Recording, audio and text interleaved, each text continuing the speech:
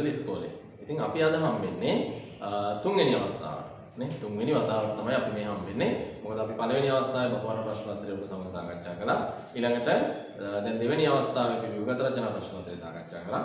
දැන් අපි සූදානම් වෙනවා ඔබට ලබා දීලා තියෙන රචනා ප්‍රශ්න පත්‍රයේ මේ ප්‍රශ්න 5 සාකච්ඡා කිරීම පටන් ගන්න. ඉතින් අපි එහෙමනම් දරුවනේ සම්බන්ධ වෙලා ඉන්න ඔබ හැමෝම අතරින් පිළි අරගෙන අපි පටන් ගමු. ඔයගොල්ලන්ගේ ලැබෙන සාමාන්‍ය පෙළ විභාගය සඳහා දැනුම ලබා දෙන O level අපේ ඩිජිටල් ඉස්කෝලේ විද්‍යාව සම්මානයේ තුන්වෙනි කොටස. හරි. ප්‍රශ්නාංක 5 නේද? මුලින්ම ප්‍රශ්නාංක 5 අපි දන්නවා ප්‍රශ්නාංක 5 ලැබෙන්නේ ජීව විද්‍යාව විෂය කොටස ඇතුළේ ඔබට ලැබෙන ප්‍රශ්නාංක 5. 6 වෙනි ප්‍රශ්නය රසායන විද්‍යාවෙන්, 7 වෙනි ප්‍රශ්නය භෞතික විද්‍යාවෙන්, 7 සහ 8 ඒ ප්‍රශ්න විෂය කොටස් සම්මිශ්‍රණය වෙච්ච ප්‍රශ්න දෙකක් විදියට නේද? එතකොට ප්‍රශ්නාංක 5 සඳහා අපි තෝරගෙන තියෙන ප්‍රශ්නයක් මෙන්න මේ විදිහට මිනිසාගේ ශරීරයේ පද්ධති කීපයක් ඇසුරු කරපු ඇසුරින් නිර්මාණය කරපු රූප සටහනක්. ඇසුරින් නිර්මාණය කරපු රූප සටහනක්. ඉතින් ඒකේ තියෙනවා පද්ධති කීපයක් නිර්වහණය පරිදි අඳින ලද සංක්ෂිප්ත සටහනක් පහත දැක්වේ. මෙහි PQR යනු බාහිර පරිසරයේ සමග ද්‍රව්‍ය හුවමාරු කර ගන්නා පද්ධති P මගින් සංකීර්ණ ද්‍රව්‍ය සරල ද්‍රව්‍ය බවට පත් කරනවා. P මගින් ඊළඟට Z මගින් සෛලාතට වැස්සෙන වැඩිමනත් රුධිර ප්ලාස්මේ නැවත රුධිරයට එකතු කරනවා. Z කියන එකෙන් වැඩිමනත් එක අපි වැඩිදුර සාකච්ඡා කරමු. රූප සටහන අධ්‍යයනය කරන සාහිත්‍ය ප්‍රශ්න වලට පිළිතුරු සපයන්න. අපිට පේනවා Q කියන පද්ධතිය නේ. P කියන පද්ධතිය සංකීර්ණ ද්‍රව්‍ය සරල බවට පත් කරනවා. අපි දන්නවා මේ ආහාර ජීර්ණ පද්ධතිය. ආහාර ජීර්ණ පද්ධතිය කියලා. සංකීර්ණ ආහාර සරල ආහාර බවට පත් කරන පද්ධතිය. Q කියන පද්ධතිය අපිට පේනවා ඒක බාහිරින් යමක් ලබා ගන්න බවක් ඊතරයක් දාලා තියෙනවා. ඊළඟට ඒකේ කුටීර 4ක් සහිත ස්ථානයකට මේකේ සම්බන්ධයක් තියෙනවා. ඊළඟට R කියන පද්ධතිය මේ කුටීර 4න් එන ද්‍රව්‍යයක් සමග එයා ඒකෙන් ද්‍රව්‍යයක් ඉවත් කරන බවක් පෙන්වනවා. එහෙනම් අපිට මේකේ මේ තියෙන රූප සටහන ඇසුරින් හොඳට අධ්‍යයනය කරපුවාම අපේ තියෙන දැනුම යොදාගත්තාම අපි දන්නවා මේ R කියන්නේ බහිස්රාවී පද්ධතිය බව. බහිස්රාවී පද්ධතිය බව. ඒ වගේම Q කියන්නේ ශ්වසන පද්ධතිය බව. ආශ්වාස වාතය ලබා ගන්නවා. ඒක හෘදයට දෙනවා. එතකොට මේ කුටීර 4 හෘදේ බව අපිට පැහැදිලි. එතකොට මේ ඊතල යොදලා තියෙන ආකාරයන්වත් අපිට පුළුවන් වෙනවා. මේ Y කියන්නේ ඒ හෘදයෙන් දකුණු කෝෂිකාවෙන් පෙරහළු වෙතට ගමන් කරන වාහිනිය බව. ඉතින් මේ කියන ටික එකතු කරගෙන ඊළඟට Z ගැන දීලා තියෙන සටහන අපි දැක්කොත් එහෙම Z මගින් සෛලාතට වැස්සෙන වැඩිමනත් රුධිර ප්ලාස්මය නැවත රුධිරයට එකතු කරනවා කියලා ඒ අපි දන්නවා වසා පද්ධතිය කියලා. මොකද කේශනාලිකා හරහා එන රුධිර ප්ලාස්මය පටක තරලය වෙලා පටක තරලය නැවත වසා තරලය බවට පත් වෙනවා කියලා අපි ඉගෙනගෙන තියෙනවා. රුධිර සංසරණ පද්ධතියේ අණු කොටසක් ලෙස වසා පද්ධතිය යටතේ. PQR පද්ධතිය නම් පළවෙනි ප්‍රශ්නයක P කියන්නේ ආහාර ජීර්ණ පද්ධතිය, Q කියන්නේ ශ්වසන පද්ධතිය, R කියන්නේ බහිස්රාවී පද්ධතිය. PQR පද්ධති බාහිර පරිසරයෙන් හුවමාරු කර ගන්නා ද්‍රව්‍යයක් බැගින් ලියන්න.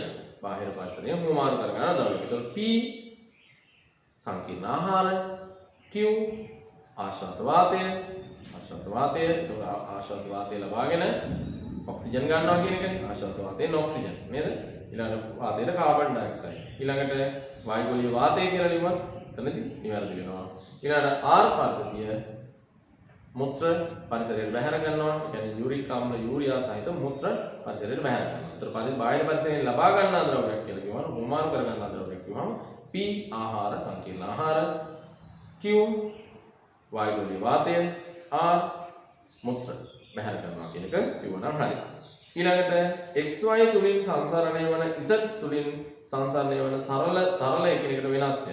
එම තරල නම් කරන්න. X තුලින් Y තුලින් සංසරණය වන තරලයේ රුධිරය, Z තුලින් සංසරණය වන තරලය වසා තරලය. ඒවා වෙනස්. වසා තරලය. Q වෙත පැමිණෙන තරල වෙනස් වේම තරල නම් කරන්න කියලා විතරයි තියෙන්නේ. ඒ තරල වල වෙනස ඔබට මතක් කරොත් එහෙම රුධිර පටකය තුළ රුධිර සෛල තියෙනවා. වසා තරලයේ රතු රුධිර අණු ඇතුළු රුධිර සෛල බොහොමයක්ම නැහැ. ඒකේ තියෙන වසා සෛල පමණයි. වසා තරලේ වසා ග්‍රන්ථි හරහා යනකොට වසා තරලේට වසා සෛල එකතු වෙනවා. ඒ අනුනහම අනිකුත් රුධිර සෛලය ඒ තුල අඩංගු වන්නේ නැහැ. හොඳයි. ඊළඟට Q වෙත පැමිණෙන තරලයේ ඉන් ඉවත් වෙන තරලයේ සංයුතිය ඇති වෙනසක් කියන්න. Q වෙත පැමිණෙන තරලයේ තරලයේ කියන වායු පොලි වාතය පැමිණෙන තරලයේ ඉවත් වෙන තරලයේ සංයුතිය ඇති වෙනසක් කියන්න. Q වෙත පැමිණෙන තරලයේ ඔක්සිජන් වැඩි, කාබන් ඩයොක්සයිඩ් අඩුයි. ඉවත් වෙන තරලයේ ඔක්සිජන් අඩුයි, කාබන් ඩයොක්සයිඩ් වැඩි. නැත්නම් කාබන් ඩයොක්සයිඩ් ප්‍රතිශතය වැඩි.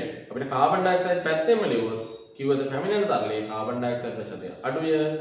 ඉවත් වෙන තරලයේ කාබන් ඩයොක්සයිඩ් ප්‍රතිශතය වැඩි. ඇතුල් වෙන තරලයේ තියෙන 0.03යි. ඉවත් වෙන තරලයේ තියෙනවා 104ක්. ඔක්සිජන් ඇතුල් වෙන තරලයේ 21යි. ඉවත් වෙන තරලයේ ඔක්සිජන් 17යි. ප්‍රතිශතයක් විදිහට කිව්වොත්. ඉතින් ඔන්න ඔය වෙනස අපිට කියන්න පුළුවන්. ආශ්වාස වාතය ප්‍රශ්වාස වාතය ඇසුරින්. X සංසරණය මගින් පැමිණෙන තරලයෙන් සෛලාන්තර අවකාශයට ද්‍රව්‍ය එකතු වේ. X සංසරණය මගින් පැමිණෙන තරලයේ සෛලාන්තර අවකාශයට ද්‍රව්‍ය එකතු වේ. එම ද්‍රව්‍ය සෛලවල පරිවෘත්තීය ක්‍රියාව සඳහා දායක වේ. සෛලාන්තර අවකාශයට පවත්නා තරලයට අපි කියන්නේ පාඨක තරලය. ඒ කුමක්ද කියලා නහන්නේ. ඒකට කියනවා පාඨක තරලය. පාඨක තරලය තමයි වසා තරලය බවට පරිවර්තනය වෙන්නේ. ඉහත එකෙහි සඳහන් කර තරලයේ සංයුතිය නියතව පවත්වා ගැනීම කෙසේ හඳුන්වයිද? පාඨක තරලයේ රුධිර ප්ලාස්මාවේ සංයුතිය නියතව පවත්වා ගන්නවට අපි කියන්නේ පුතේ සමස්ථිතිය. ඒකට අපි කියන්නේ සමස්ථිතිය. ඒකට කියන්නේ සමස්ථිතිය කියලා. එතකොට සමස්ථිතිය කියන යෙදුම මෙහිදී ඔබගෙන් බලාපොරොත්තු වෙනවා. ඊළඟට සෛලාන්තර අවකාශ තුල තරලයේ නියතව පවත්වා ගත යුතු සාධක හෙවත් සමස්ථිතියට ලක් කළ යුතු සාධක කීපයක් තියෙනවා. එකක් තමයි උෂ්ණත්වය, ජල සාන්ද්‍රණය, නැත්නම් ජල සංයුතිය, ග්ලූකෝස් සාන්ද්‍රණය. මෙන්න මේ කියන සාධක. ඕනේ අපි ඉගෙන ගන්න සාධක. ලවණ සාන්ද්‍රණය මේ හැම එකක්ම නියතව පවත්වා ගන්න ඕනේ. ඒවා නියතව පවත්වා ගන්න ඕනේ. වැඩි නම් අඩු කරන්න ඕනේ. අඩු නම් ඒ අදාළ මට්ටම දක්වා වැඩි කරන්න ඕනේ. P පද්ධතිය ආශ්‍රිත රෝගයක් කියන්නේ. P පද්ධතිය ආශ්‍රිත රෝගයක්. රුධිර ආහාර ජීර්ණ පද්ධතිය ආශ්‍රිත රෝගයක් තමයි අපි අහන්නේ. ආහාර ජීර්ණ පද්ධතිය ආශ්‍රිත රෝගයක් විදිහට අපිට ગેස්ට්‍රයිටිස්, නේද? ඇමීබයිසිස් ඒ වගේ රෝග සඳහන් කරන සුලභ රෝගයක් විදිහට ગેස්ට්‍රයිටිස් නම් කරන එක වඩා හොඳයි. එහෙම නැත්නම් ඇමීබාතිසාරය ඒ වගේ රෝග. ඊළඟට P පද්ධතියේ යහපැවැත්මට ඉවහල් වන නිතිපතා පවතන සෞඛ්‍ය පුරුදු දෙකක් ලියන්න. P පද්ධතියේ පැවැත්මට ඉවහල් වන නිතිපතා පවතන සෞඛ්‍ය පුරුදු දෙකක්.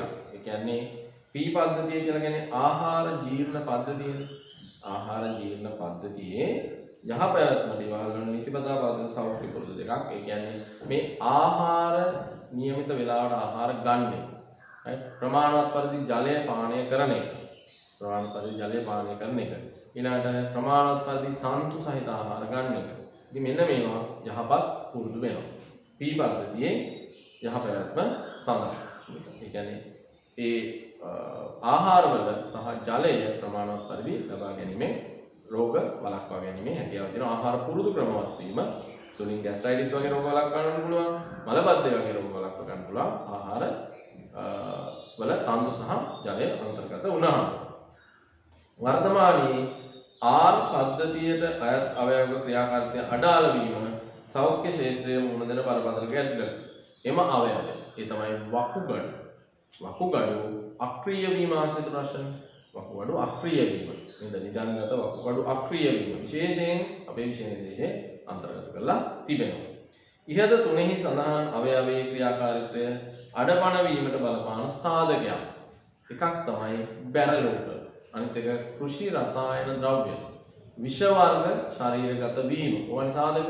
ඉතින් ප්‍රධාන වශයෙන්ම බැරලෝහායන මේකට බලපානවා කියලා පරීක්ෂණාත්මකව හිතන නිශ්චිත තනි හේතුවක් නෙමෙයි හේතු ගණනාවක් තමයි ඔගේ දක්වලා තියෙන්නේ. බැරලෝහායන ඊළඟ කෘෂි රසායන ද්‍රව්‍ය ඒ විදිහට මේකට බලපෑම් එල්ල කරනවා කියලා. ඒතකොට නිදානගත වකුගඩු රෝගය අපේ රටේ ඇතැම් කලාප නැත්නම් ප්‍රදේශ ආශ්‍රිතව සුලභව ව්‍යාප්ත වෙන රෝගයක් බවට පත් වෙලා තියෙනවා. හොඳයි. දැන් අපි මෙතනදී ප්‍රශ්නාංක 1හි ප්‍රශ්නාංක B කොටසේ ප්‍රශ්නාංක 1 ලෙස අපි ප්‍රශ්න පත්‍රය ඔබට ලබා දීලා තියෙන්නේ. නමුත් මේක ප්‍රශ්න පත්‍රය ලැබෙන ප්‍රශ්නාංක 5 ලෙස ලැබෙන්නේ. ඒකට හේතුව අපි මේක සම්මන්ත්‍රණය පැවැත්වීමේදී ඔබට කොටස් වශයෙන් ලබා දීම. ඉතින් ඒ නිසා මේක ප්‍රශ්නාංක 1 වුණාට ඔබට විභාග ප්‍රශ්න පත්‍රයේදී ඒක ප්‍රශ්නාංක 5 ලෙස ලැබෙනවා ඇති. හොඳද? හොඳයි.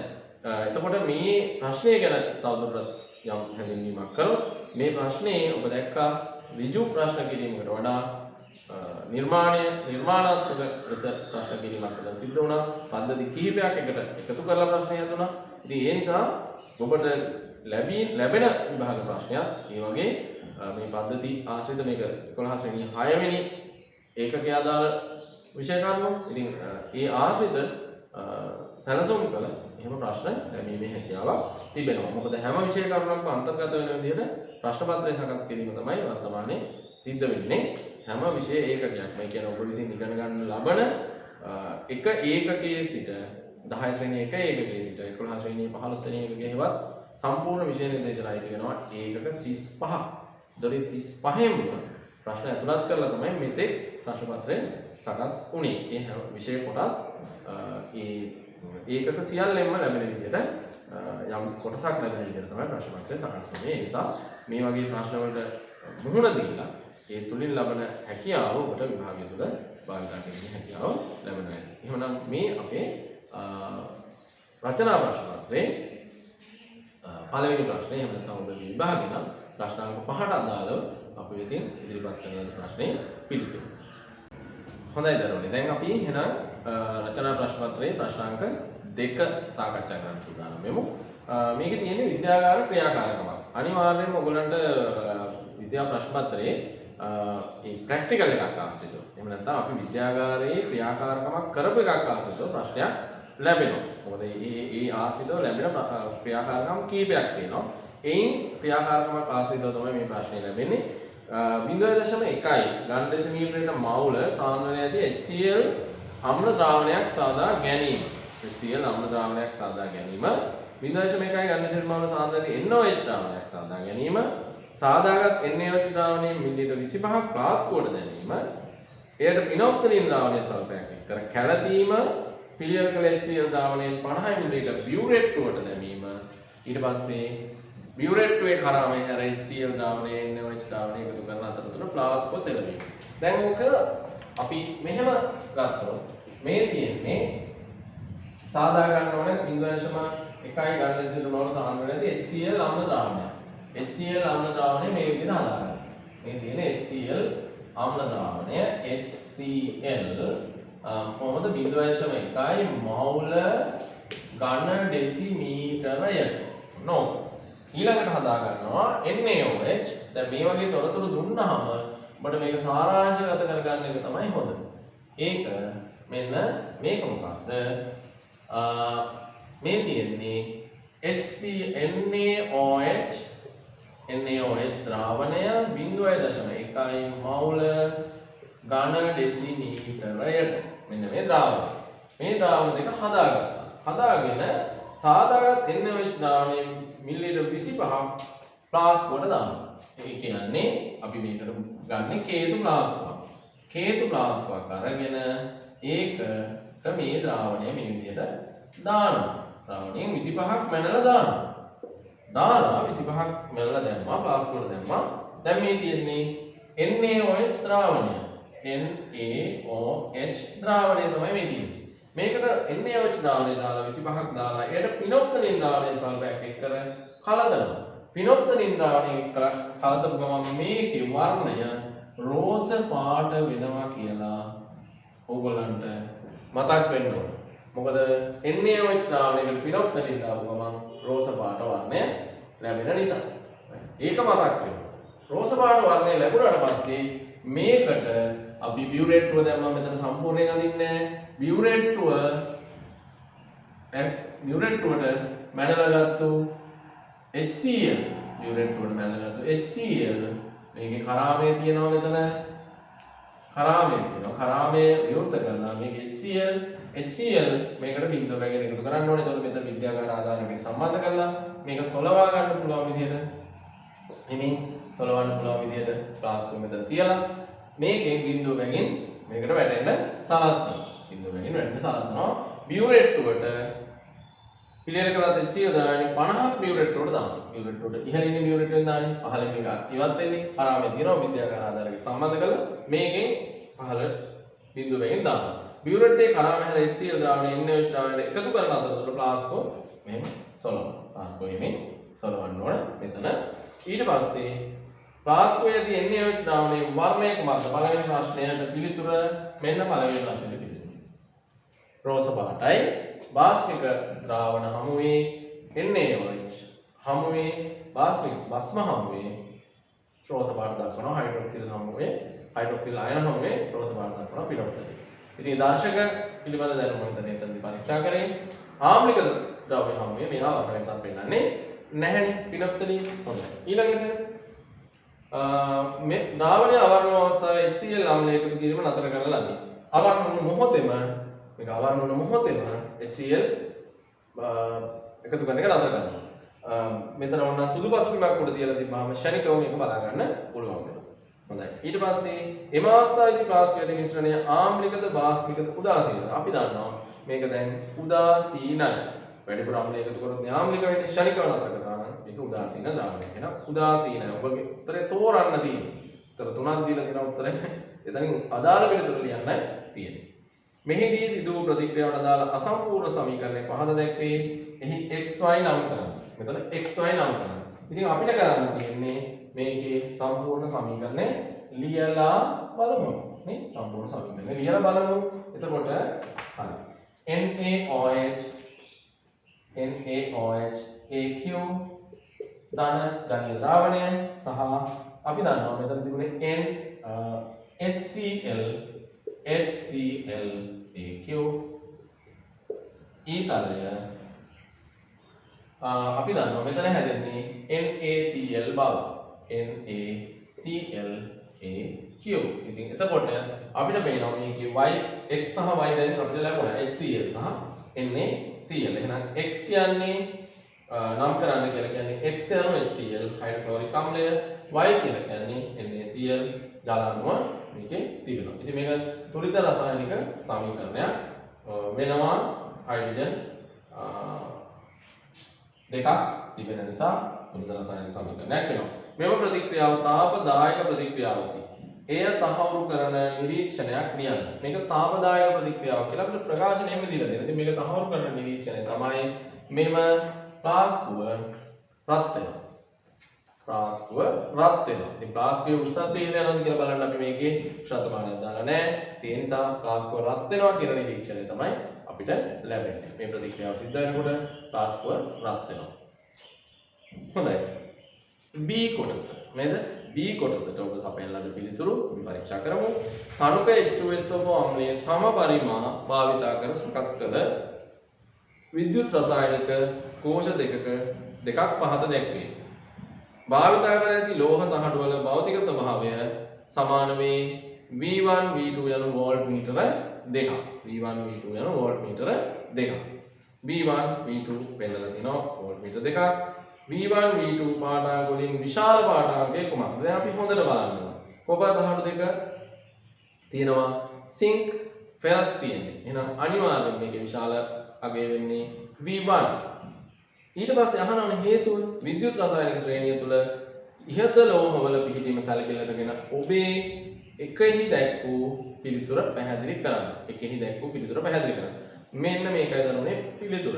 දැන් සිංක් තියෙන්නේ සක්‍රියතා ශ්‍රේණියේ ෆෙරස් වලට වඩා ඉහළින්. එතකොට මෙයා අම්ලය සමග ප්‍රතික්‍රියා කරන ශීඝ්‍රතාවය ෆෙරස් වලට වඩා වැඩි. එතකොට වැඩි ඉලෙක්ට්‍රෝන ප්‍රමාණයක් වැඩි ශීඝ්‍රතාවයකින් සිංක් විසින් නිකුත් කරනවා. එතකොට සිංක් වැඩි වේගයකින් ඔක්සිකරණය වෙනවා. එයා ඔක්සිකරණය වෙලා වැඩි වේගයකින් ඉලෙක්ට්‍රෝන දෙනවා. එතකොට වැඩි ඉලෙක්ට්‍රෝන ධාරාවක් මේ තුලින් ගලාගෙන යනවා. ඒ නිසා V1 හි පාඨාංකය 2ට වඩා වැඩි. ඉතින් සක්‍රියතා ශ්‍රේණියේ පිහිටන තැන අනුව එක පැහැදිලි කිරීම අවශ්‍ය වෙනවා. ඊළඟට අපි ඊළඟ කොටසට යනවා. ඒක කාබන් ඩයොක්සයිඩ් නිපදවීමට විද්‍යාගාරයේ සිදු කළ පරීක්ෂණයක ඇටවුමක් පහත දැක්වේ. අපිට පේනවා R කියන ස්ථානයක තිසල් කුණීලය තියෙනවා. Q ලෙස තියෙනවා වායුවක් රැස් වෙන වායු සරාව. P ලෙස මෙහි සත් දක්වලා තියෙනවා වටාඩි ප්ලාස්ටික්. බලමු එකකින් ලැබෙන ප්‍රශ්න. මෙහි R උපකරණය නම් කරන්න. R ලෙස දක්වලා තියෙන්නේ තිසල් කුණීලය. ඒ තිසල් කුණීලය තුල දැමීමේ අරමුණම ඔබ දන්නවා. අර අවශ්‍ය ස්ථානයකට නැත්නම් නිශ්චිත ස්ථානයකට අපිට ද්‍රවයක් යොමු කරන්න තමයි ඒක දාන්නේ. ඒතර පරීක්ෂණ ඇටෝම සකස් කරලා මේ විදිහට පරීක්ෂණ ඇටෝම සකස් කරලා මෙතන වටාඩි ප්ලාස්ටික් 40 අඩි ප්ලාස්ටික්යක් අරන් තියෙනවා.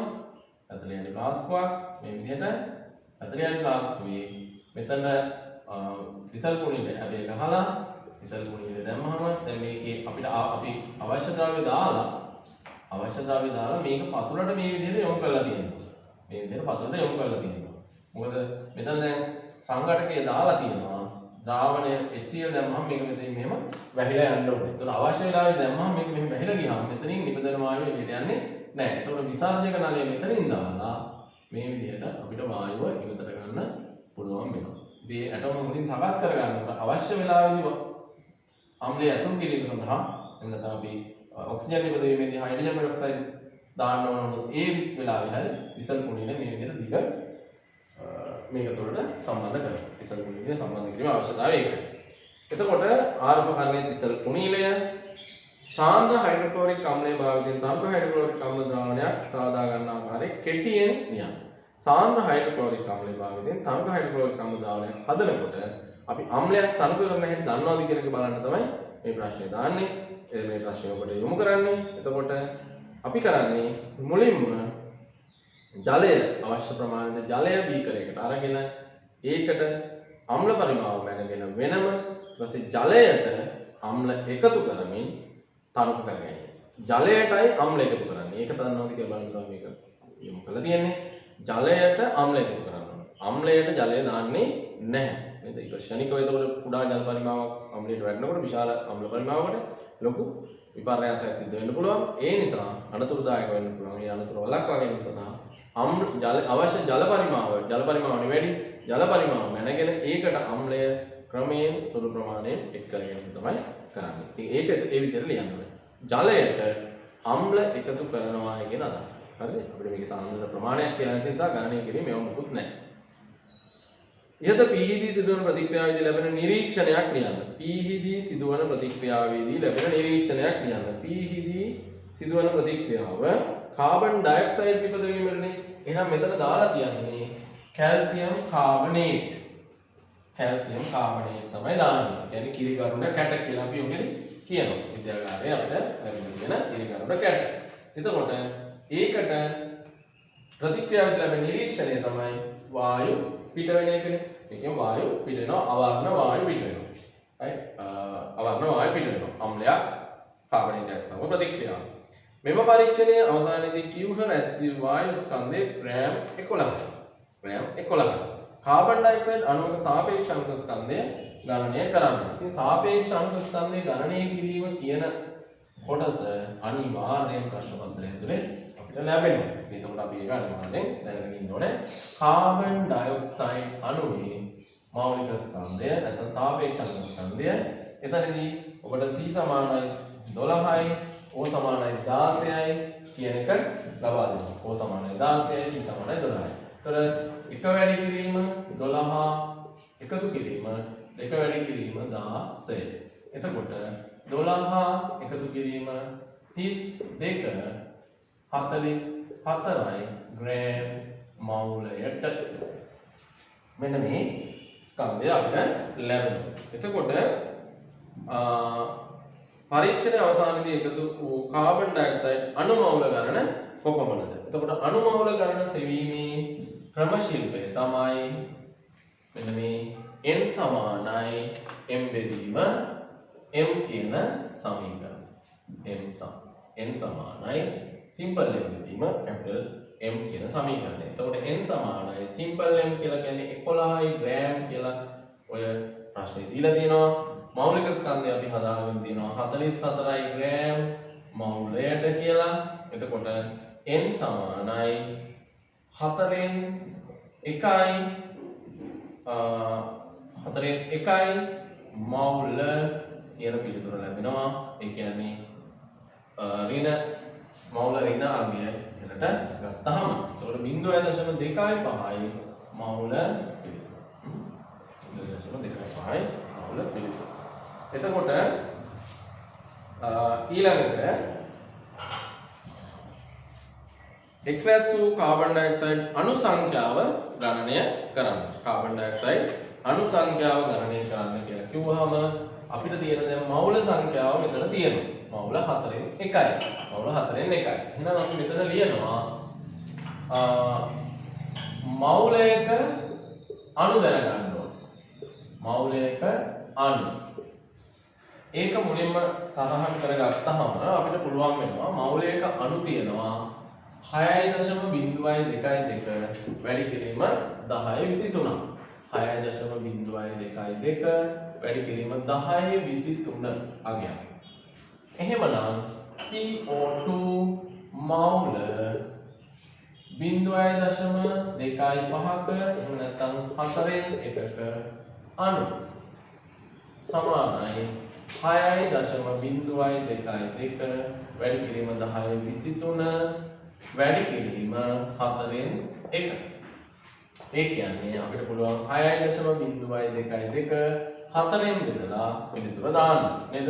එතකොට අපිට පේනවා 1.5යි එතකොට ඊළඟට 0.5 වැඩි කිරීම 1023 බව පිළිතුර නැවත වරක් අපි 4න් බෙදුවා 6 1යි 2ක් ඉතිරි 20යි 25යි දෙකට නැහැ 0යි නැවත එනවා 22ට 5යි ආයි ඉස්සරහට ඉපහම 20 එනවා. නමුත් ඉතින් අපිට මේ සංඛ්‍යාවෙන් සෑහෙනකටපත් වෙන්න පුළුවන් දශම ස්ථාන 3ක. හරිද?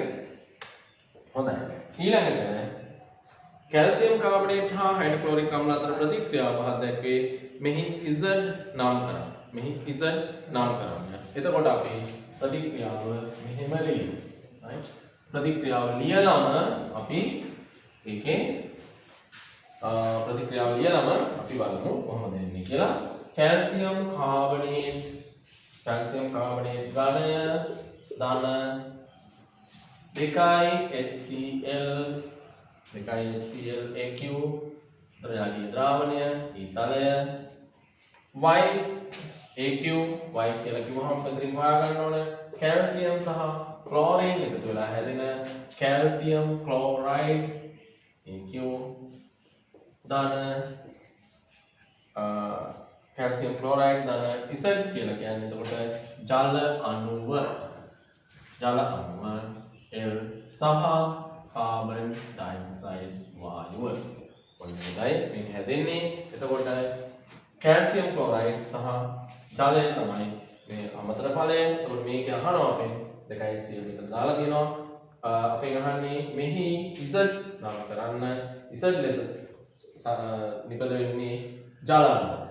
Z ලෙස නිපද වෙන්නේ ජල අණුව. ඉතින් එතකොට මේ රසායන විද්‍යාව ප්‍රශ්නය තුලින් එහෙම නැත්නම් රචනා ප්‍රශ්න පත්‍රයේ දෙවෙනි ප්‍රශ්න පත්‍රයේ රසායන විද්‍යාව ප්‍රශ්නය තුලින් අපි ලොකු විෂය කර්ම ප්‍රමාණයක් ඉගෙන ගත්තා. මම හිතනවා ඒක ඔයගොල්ලන්ට ලොකු අත්දැකීමක් වෙයි. මේ විභාගයට අදාළ විෂය කරුණු විශාල ප්‍රමාණයක් අන්තර්ගත වෙච්ච හොඳ රචනා ප්‍රශ්නයක් අපි මේ වෙලාවේ සාකච්ඡා කරා.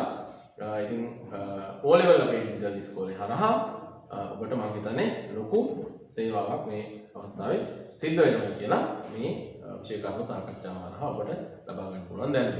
හොඳයි. අපිට එතකොට පුළුවන් දැන් ඊළඟ ප්‍රශ්නය වෙතට යොමු වෙන්න. හොඳයි. දැන් අපි සූදානම් වෙන්නේ එහෙනම් රචනා ප්‍රශ්න පත්‍රයේ තුන්වෙනි ප්‍රශ්නය සාකච්ඡා කරන්න. ඉතින් ඔබ දන්නවා රචනා ප්‍රශ්න පත්‍රයේ තුන්වෙනි ප්‍රශ්නය ලැබෙන්නේ කොහොමද කියලා. ඒක ලැබෙන්නේ භෞතික විද්‍යා පාඩම් වලට අදාළ සිද්ධාන්ත වලින්. භෞතික විද්‍යා පාඩම් වලට අදාළ සිද්ධාන්ත ඇසුරෙන් තමයි රචනා ප්‍රශ්න පත්‍රයේ තුන්වෙනි ප්‍රශ්නය හෙවත් ඔයගොල්ලන්ගේ දෙක කොටස ප්‍රශ්න පත්‍රයේ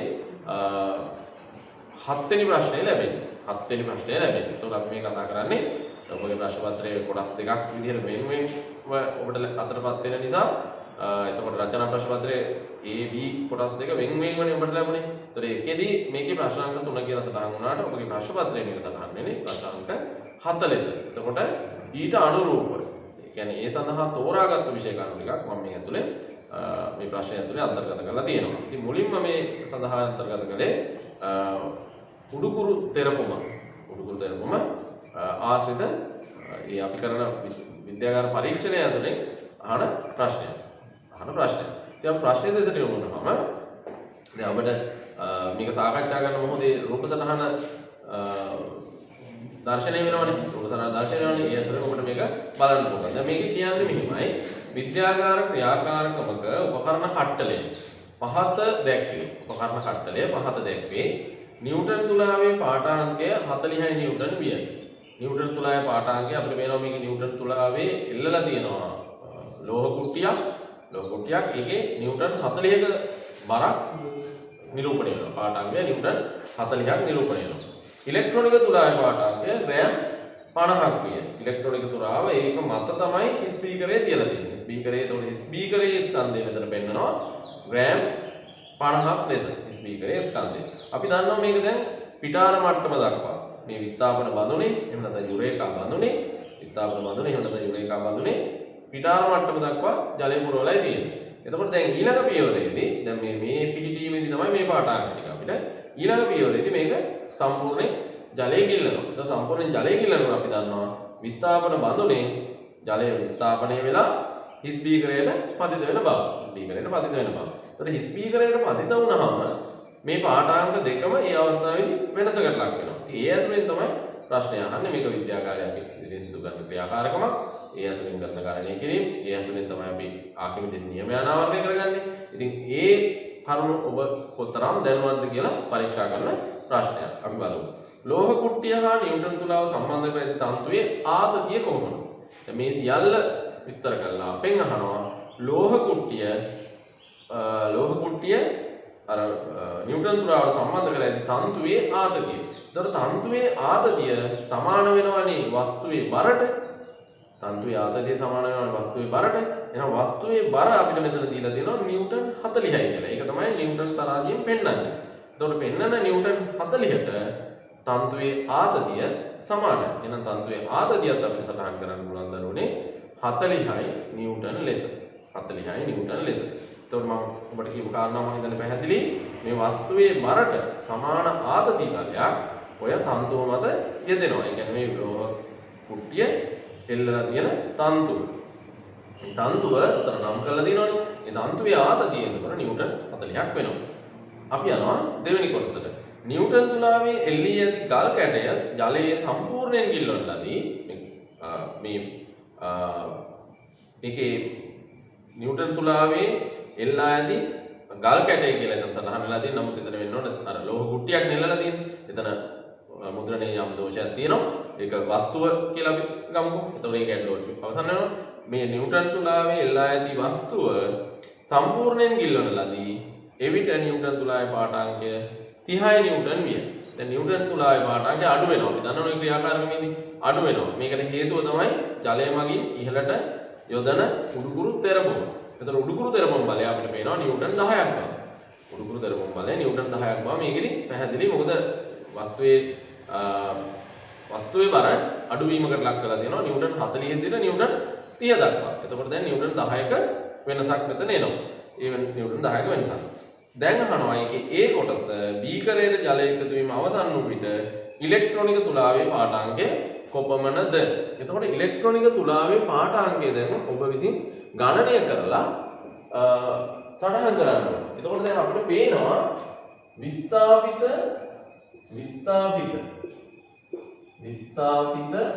ජලයේ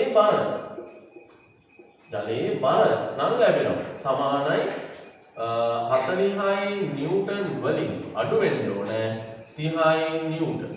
ඒ මොකද 40යි නිව්ටන් කියන්නේ වස්තුවේ බර, මේ තියෙන්නේ වාතයේදී දෘශ්‍ය බර, මේ තියෙන්නේ ජලයේදී දෘශ්‍ය බර. ඒතකොට ජලයේදී දෘශ්‍ය බර අඩු වීම තමයි උඩුකුරු තෙරපුම. උඩුකුරු තෙරපුමට සමානයි විස්ථාපිත තරල පරිමාවේ බර. එහෙමනේ විස්ථාපිත තරල පරිමාවේ බර. ඒ ඇසුරින් අපේ ගණනය කිරීම. එතකොට මෙතන එනවා උත්තරය 10යි නිව්ටන්. හැබැයි 10යි නිව්ටන් අතර ඉලෙක්ට්‍රෝනික තරාදියේ සටහන් වෙන්නේ නැහැ.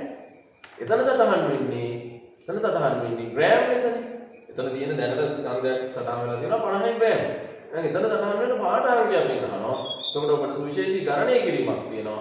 ඒ ගණනය කිරීම තමයි අපි හොයන්න ඕනේ 10 නිව්ටන් වලට අදාළ ග්‍රෑම් ගණන.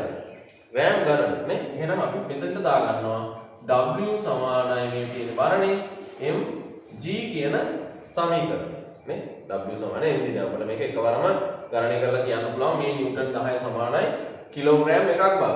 එසේ ගණනය කරගත්තට කමක් නැහැ මේක ඇතුළේදී. නමුත් මෙන්න ක්‍රමය. එතකොට 10යි නිව්ටන් 10යි m අපිට හොයන්න තියෙනවා. මෙතන තියෙනවා 10යි නිව්ටන් සමානයි m දන්නේ නැහැ. m හෙවත් ස්කන්ධය දන්නේ නැහැ. අපි ඒක ගුණ කරනවා. g කියන්නේ 10යි ms ඍණ 2. 10යි ms ඍණ 2. එහෙම නැත්නම් ගුරුත්වජ ත්වරණය. ඉතින් ඒක අපි පරිවර්තනය කරගන්නවා 10යි නිව්ටන් සමානයි m වැඩි කිරීම 10යි nkg ඍණ 1. ඒ කියන්නේ ගුරුත්වාකර්ෂණ බලය කිලෝග්‍රෑමෙන් නිව්ටන් 10යි. ඊට පස්සේ අපි මොකද කරන්නේ? m උක්ත කරගන්නවා. m උක්ත කරගන්නකොට අපිට එනවා 10යි nkg ඍණ 1 එවත් g 10 අපිට මේකේ ස්කන්ධය හොයාගන්න තියෙන ස්කන්ධය අපි ගන්නවා දැන් මේකේ මේ පැත්ත බෙදනවා අපි 10න්. ඒ කියන්නේ 10යි n 10යි නිව්ටන් බෙදීම 10යි nkg ඍණ 1 බව දැන් ඔබට පේනවා. එතකොට නිව්ටන් සුළු වෙලා ගියාම අපිට උත්තරය එනවා m සමානයි 1 කිලෝග්‍රෑම්. ඒක තමයි උත්තරේ. 1 කිලෝග්‍රෑම්. දැන් එතකොට කිලෝග්‍රෑම් එකක ස්කන්ධයක් තමයි ජල ස්කන්ධයක් පතිත වෙනවා ඉලෙක්ට්‍රෝනික තරාදිය මත තියෙන බීකරේ. එතකොට කිලෝග්‍රෑම් එකයි ග්‍රෑම් 50ක පාඨාංගයක් මෙතන තියෙනවා. ඉතින් ඔබ සටහන් කරොත් මේකේ උත්තරේ 1050යි කියලා. 1050යි ග්‍රෑම්. 1050යි ග්‍රෑම්. එහෙම නැත්නම් 1 කිලෝග්‍රෑම් 50යි ග්‍රෑම් ලෙස පිළිතුර සටහන් කරන්න වෙනවා. 1 කිලෝග්‍රෑම් 50යි ග්‍රෑම්. එහෙම නැත්නම් 1050යි ග්‍රෑම් ලෙස මේකේ පිළිතුර සටහන් කරන්න වෙනවා මෙතන ලැබෙන කිලෝග්‍රෑමය නිසා. හොඳද? එතකොට ඒක දන්නවද කියන එක නැත්නම් මේ තියෙන ගණනය කිරීම කරගන්න පුළුවන්ද කියන එක තමයි මෙතනදී ඔබෙන් අපේක්ෂා කරන්නේ. හරි. හොඳයි. ඊළඟට අපි අපෙන් අහනවා B කොටසේදී මෙම ක්‍රියාකාරකමින් ආදර්ශනය කෙරෙන භෞතික විද්‍යාත්මක නියමය කුමක්ද? භෞතික විද්‍යාත්මක නියමය කුමක්ද? ඒ නියමය ලියන්න කියලා නැහැ. මෙතන යහනේ භෞතික විද්‍යාත්මක නියමය කුමක්ද? එහෙනම් අපි එතන ලියනවා මේකෙන් අපි අනාවරණය කරන්නේ ආකිමිඩිස් නියමය. ආකිමිඩිස් නියමය. ආකිමිඩිස් නියමය. නේද? එතකොට ආකිමිඩිස් නියමයෙන් මොකද කියන්නේ? ඒකත් ඔබ මතක තබාගෙන යන්න. ආකිමිඩිස් නියමයෙන් කියන්නේ වස්තුවක් සම්පූර්ණයෙන් හෝ අර්ධ වශයෙන් නිශ්චල තරලයක ගිලී ඇති විට එම තරලය මගින් වස්තුව මත ඇති කරන උඩුකුරු තෙරපුම වස්තුව මගින් විස්ථාපිත තරල පරිමාවේ බරට සමාන වේ යන නියමය. නේද? ඔන්නෝක තමයි ඕන වෙන්නේ. මෙතනදී ඔබ බලාපොරොත්තු වෙන්නේ නියමය ලිවීම නෙමෙයි, නියමය නම් කිරීම. කුමක්ද මේ නියමය ඔබ දන්නවද කියලා බලන්න. හොඳයි. දැන් ආකිමිඩිස් නියමය සහ ඒ ආශ්‍රිත සංසිද්ධි ඔබට නැවත ආවර්ජනය වීම නැවත මතක් වීම සඳහා තමයි මේ ප්‍රශ්න කොටස අපි සාකච්ඡා කළේ. ඒ විභාගයේ මේක ඔබට ප්‍රයෝජනවත් වෙයි. දැන් අපි යනවා එකේ B කොටසට. එම ප්‍රශ්නේ කියන්නේ තුන්වෙනි ප්‍රශ්නේ B කොටස. එහි සඳහන් වෙන්නේ මෙහෙම එකක්. උෂ්ණත්වය විචලනයකින් තොරව ද්‍රව අවස්ථාවේදී පදාර්ථ කිලෝග්‍රෑමයක් වායුමය අවස්ථාවට පත් වීමේදී උරා ගන්නා තාප ප්‍රමාණය එම ද්‍රව්‍යයේ වාෂ්පීකරණයේ විශිෂ්ට ගුප්තතාවය නම් වේ. 11 වෙනි 9 වෙනි එකේ අපිට උගන්වනවා අපි ඉගෙන ගන්නවා ගුප්තතාවය එහෙම නැත්නම් ගුප්තතාවය පිළිබඳව ඒ වගේම විශිෂ්ට ගුප්තතාවය පිළිබඳව. එතකොට කිලෝග්‍රෑමයකට නම් ඒක විශිෂ්ට ගුප්තතාවය. එහෙම නැත්නම් සාමාන්‍ය තත්ත්වයේදී වායුමය අවස්ථාවේ තියෙන ද්‍රව්‍ය උෂ්ණත්ව වෙනසකින් තොරව ලබා ගන්නා තාප ප්‍රමාණය නම් කියනවා ඒක වායුමය අවස්ථාවට පත් වීමේදී ඒක වාෂ්පීකරණයේ ගුප්ත තාපය කියලා. ද්‍රව අවස්ථාවේ පවතින පදාර්ථය උෂ්ණත්ව වෙනසකින් තොරව ලබා ගන්නා තාපය වායුමය අවස්ථාවට පත් වෙන එකට කියනවා ගුප්ත තාපය කියලා. ඉතින් මේක කිලෝග්‍රෑමයක් සඳහා ගන්නකොට අපි කියනවා ඒකට වාෂ්පීකරණයේ විශිෂ්ට ගුප්ත තාපය කියලා. හොඳයි. දැන් ප්‍රශ්නය CI සෙල්සියස් පවතින ජලය කිලෝග්‍රෑම් දෙකක්. එතකොට සංයුක්ත ජලය එහෙම නැත්නම් ආශ්‍රිත ජලය සෙල්සියස් අංශක 100 තියෙනවා කිලෝග්‍රෑම් දෙකක්. සම්පූර්ණයෙන්ම 100 හි පවතින හිමාලය බවට අර උෂ්ණත්ව වෙනස නැහැ කියන එක දැන් මේ ප්‍රකාශයෙන් පැහැදිලිනේ. උෂ්ණත්ව වෙනසක් නැහැ 100ම තියෙන්නේ. 100ම හිමාලය බවට පත් කරන්න ඕනේ. අවශ්‍යතා ප්‍රමාණය ගණනය කරන්න. කිලෝග්‍රෑම් දෙකක් නේ. කිලෝග්‍රෑම් දෙකක් සඳහා ගණනය කිරීමේදී 1 කිලෝග්‍රෑමයක් සඳහා තිබෙන අගය අපිට දෙකෙන් වැඩි කිරීම පමණයි මෙතන තිබෙන්නේ. මෙතනදී ලොකු ගණිතයක් අපිට ලබා දීලා නැහැ. එහෙනම් 1 කිලෝග්‍රෑම් හිමාලය බවට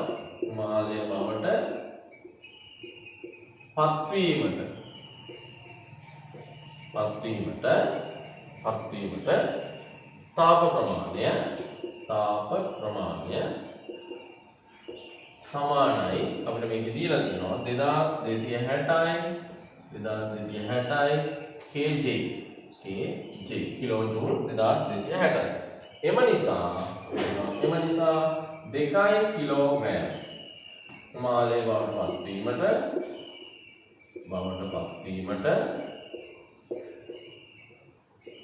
තාපය සමානයි 2260 kJ වැඩි කිරීම දෙක නේ. වැඩි කිරීම දෙක. එතකොට වැඩි කිරීම දෙක අපිට පිළිතුර ලැබෙනවා දෙවරක් 0යි දෙවරක් 6 12 2යි එකක් ඉදිරි දෙවරක් 2 4යි 5යි දෙවරක් 2 4යි 4520යි කිලෝ ජූල් කියලා පිළිතුර ලැබෙනවා. ඉතින් මේක තමයි එම ගණනය කිරීම තාපය ආශ්‍රිත. මේ තාපය ආශ්‍රිතව මේ දුන්නේ කුඩා කොටසක් ඊට අමතරව අපට ලැබිය හැකි මේ සඳහා අපට ලැබිය හැකි තාපය සම්බන්ධව MCT ගැටලුවක්. ඒක සුලභ ගැටලුවක් නිසා ඒක ඔබ නිරන්තරයෙන් ගණනය කිරීම සිදු කරන නිසා තමයි මේ කොටස මේ විදිහට ඔබට ලබා දෙලා තියෙන්නේ. ඊළඟට ජලයේ අංශ සැකැස්ම පදනම් කරගෙන ඉහත තාප ප්‍රමාණය වැය වෙන්නේ කුමක් සඳහාද පැහැදිලි කරන්න. ඉතින් මේ තාපය වැය වුණේ කුමක් සඳහාද කියලා හොඳටම දන්නවා. වායුමය අවස්ථාවට පත් වෙනකොට ජලය ද්‍රව අවස්ථාවේ තියෙනකොට තියෙන හයිඩ්‍රජන් බන්ධන විදෙනවා. එතකොට මේ ජල අණු අතර පවතින හයිඩ්‍රජන් බන්ධන බිඳීම සඳහා තමයි මේ තාපය වැය වෙන්නේ. ඒක එතන සඳහන් කරන්න. ජලයේ ද්‍රව අවස්ථාවේ පවතින විට ඒ අතර පවතින හයිඩ්‍රජන් බන්ධන බිඳීම සඳහා මෙම තාපය වැය වෙනවා කියන්නේ. හරි. C කොටස තවත් සුවිශේෂී කොටසක්. C කොටස ශිෂ්‍යයෙක් විසින් සැලසුම් කළ විද්‍යුත් පරිපථ දෙකක් පහත දැක්වේ. ශිෂ්‍යයෙක් විසින් සැලසුම් කළ විද්‍යුත් පරිපථ දෙකක් පහත දැක්වේ. අපිට පේනවා පළවෙනි පරිපථය පූර්ණ තරංග ඍජුකරණය සඳහා සකස් කළ පරිපථයක් බව. ඩයෝඩ් 4යි ඩයෝඩ් සේතුවක් මෙහි දාලා තියෙනවා. ඒක පූර්ණ තරංග ඍජුකරණය සඳහා සකස් කරලා ඕන කියලා දැකපු ගමන් අඳුර ගන්න ඔබට පුළුවන් වෙනවා. ඊළඟ දෙවෙනි අවස්ථාවේ අපිට පේනවා ඒකේ දීලා තියෙන්නේ ප්‍රධානාග්‍ර සහ ප්‍රතිදානාග්‍ර නම් කරලා තියෙනවා.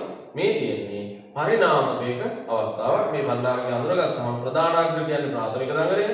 ප්‍රාථමික දඟලේ කොටවල් ගන්න වැඩි බව මේකේ රූපසටහනේ පැහැදිලි. ද්විතීක දඟලේ කොටවල් ගන්න අඩුයි. එහෙනම් මේක අවකර පරිණාමකයක්. පරිණාමකයක් කියලා බැලුවලට අඳුරගත්තා. ඊට පස්සේ අවකරද අධිකරද කියලා අපි හොයා ගන්නවා. මේකේ තියෙන කොට සංඛ්‍යාව අනුව. එහෙනම් මේක අවකර පරිණාමකයක්. ඒක අවකර පරිණාමකයක් බව තව අඳුර ගන්න අපිට උදාහරණවලට නම් කරලා තියෙනවා. ප්‍රධානාග්‍ර ප්‍රතිදානාග්‍ර ප්‍රධාන කරනවා කියලා ඉන්පුට් මේක අවුට්පුට්. ඒතකොට ඉන්පුට් කරන්නේ අපි ප්‍රාථමික දඟලය. හොඳයි. අහන ප්‍රශ්නයි.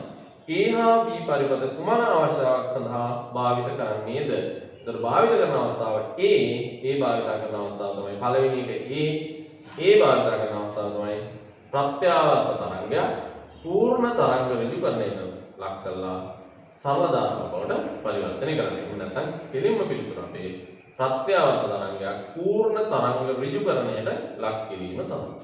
පූර්ණ තරංග ඍජුකරණයට ලක් කිරීම සඳහා. ඊළඟට දෙවෙනි එක අපි පාවිච්චි කරන්නේ ප්‍රත්‍යාවර්ත වෝල්ටීයතාවක් අඩු අගයක් බවට පත් කිරීම සඳහා. ප්‍රත්‍යාවර්ත වෝල්ටීයතාවක් අඩු අගයක් බවට පත් කිරීම සඳහා තමයි අපි දෙවෙනි එක පාවිච්චි කරන්නේ. හොඳයි.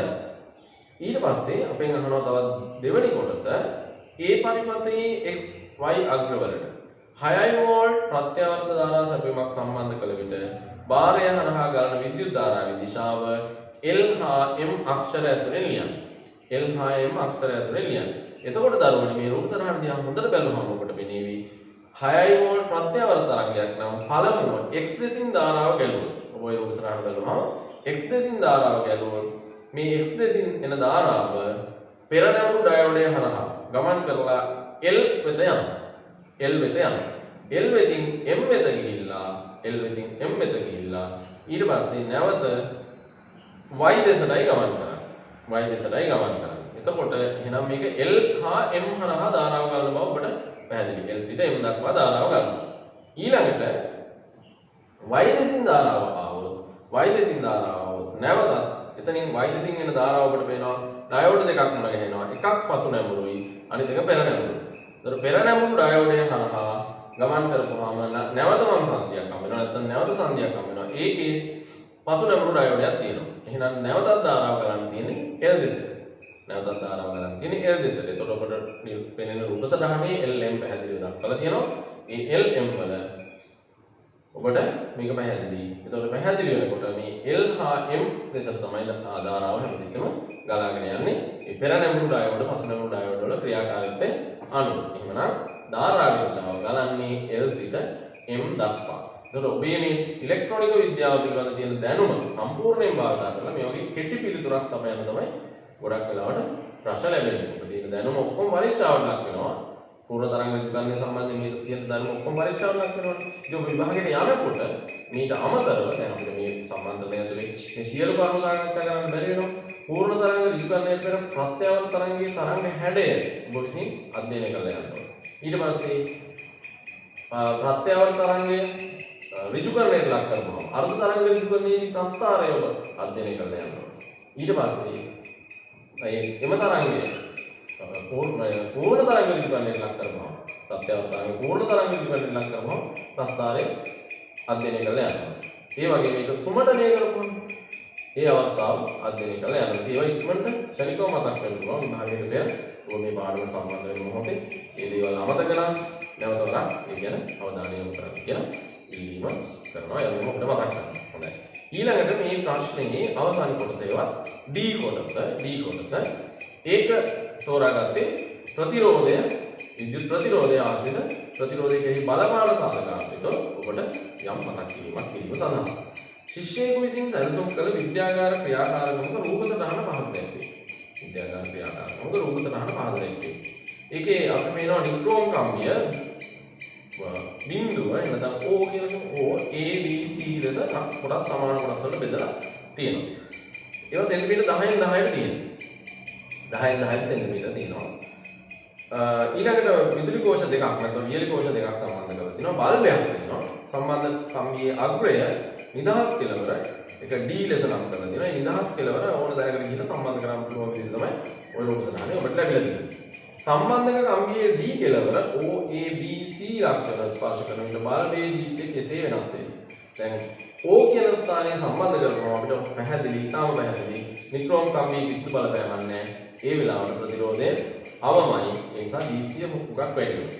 ඊළඟට ඒක ක්‍රමයෙන් A වෙත යනකොට නික්‍රෝම් කම්බියක් මේකට දිගේ ධාරාව ගන්නවා. එහෙනම් මුල් අවස්ථාවට වඩා දීප්තිය අඩු වෙනවා, ප්‍රතිරෝධය වැඩි වෙනවා. ඊළඟට B C දක්වා යනකොට එහෙනම් C කෙලවරේදී දීප්තිය හොඳටම බල්බේ අඩු වෙනවා. බල්බේ දීප්තිය හොඳටම අඩු වෙනවා. එතකොට අපි කියන්න ඕනේ O A B C ලක්ෂණ වලට ගමන් කරනකොට පිළිවෙලින් දීප්තිය ක්‍රමයෙන් අඩු වෙයි කියලා. ක්‍රමයෙන් අඩු වෙයි. ඊළඟ තමයි පැහැදිලි කිරීම. ඔබෙන් අහනවා ඔබ ඉහත ලබා දුන් පිළිතුරට හේතුව කුමක්ද?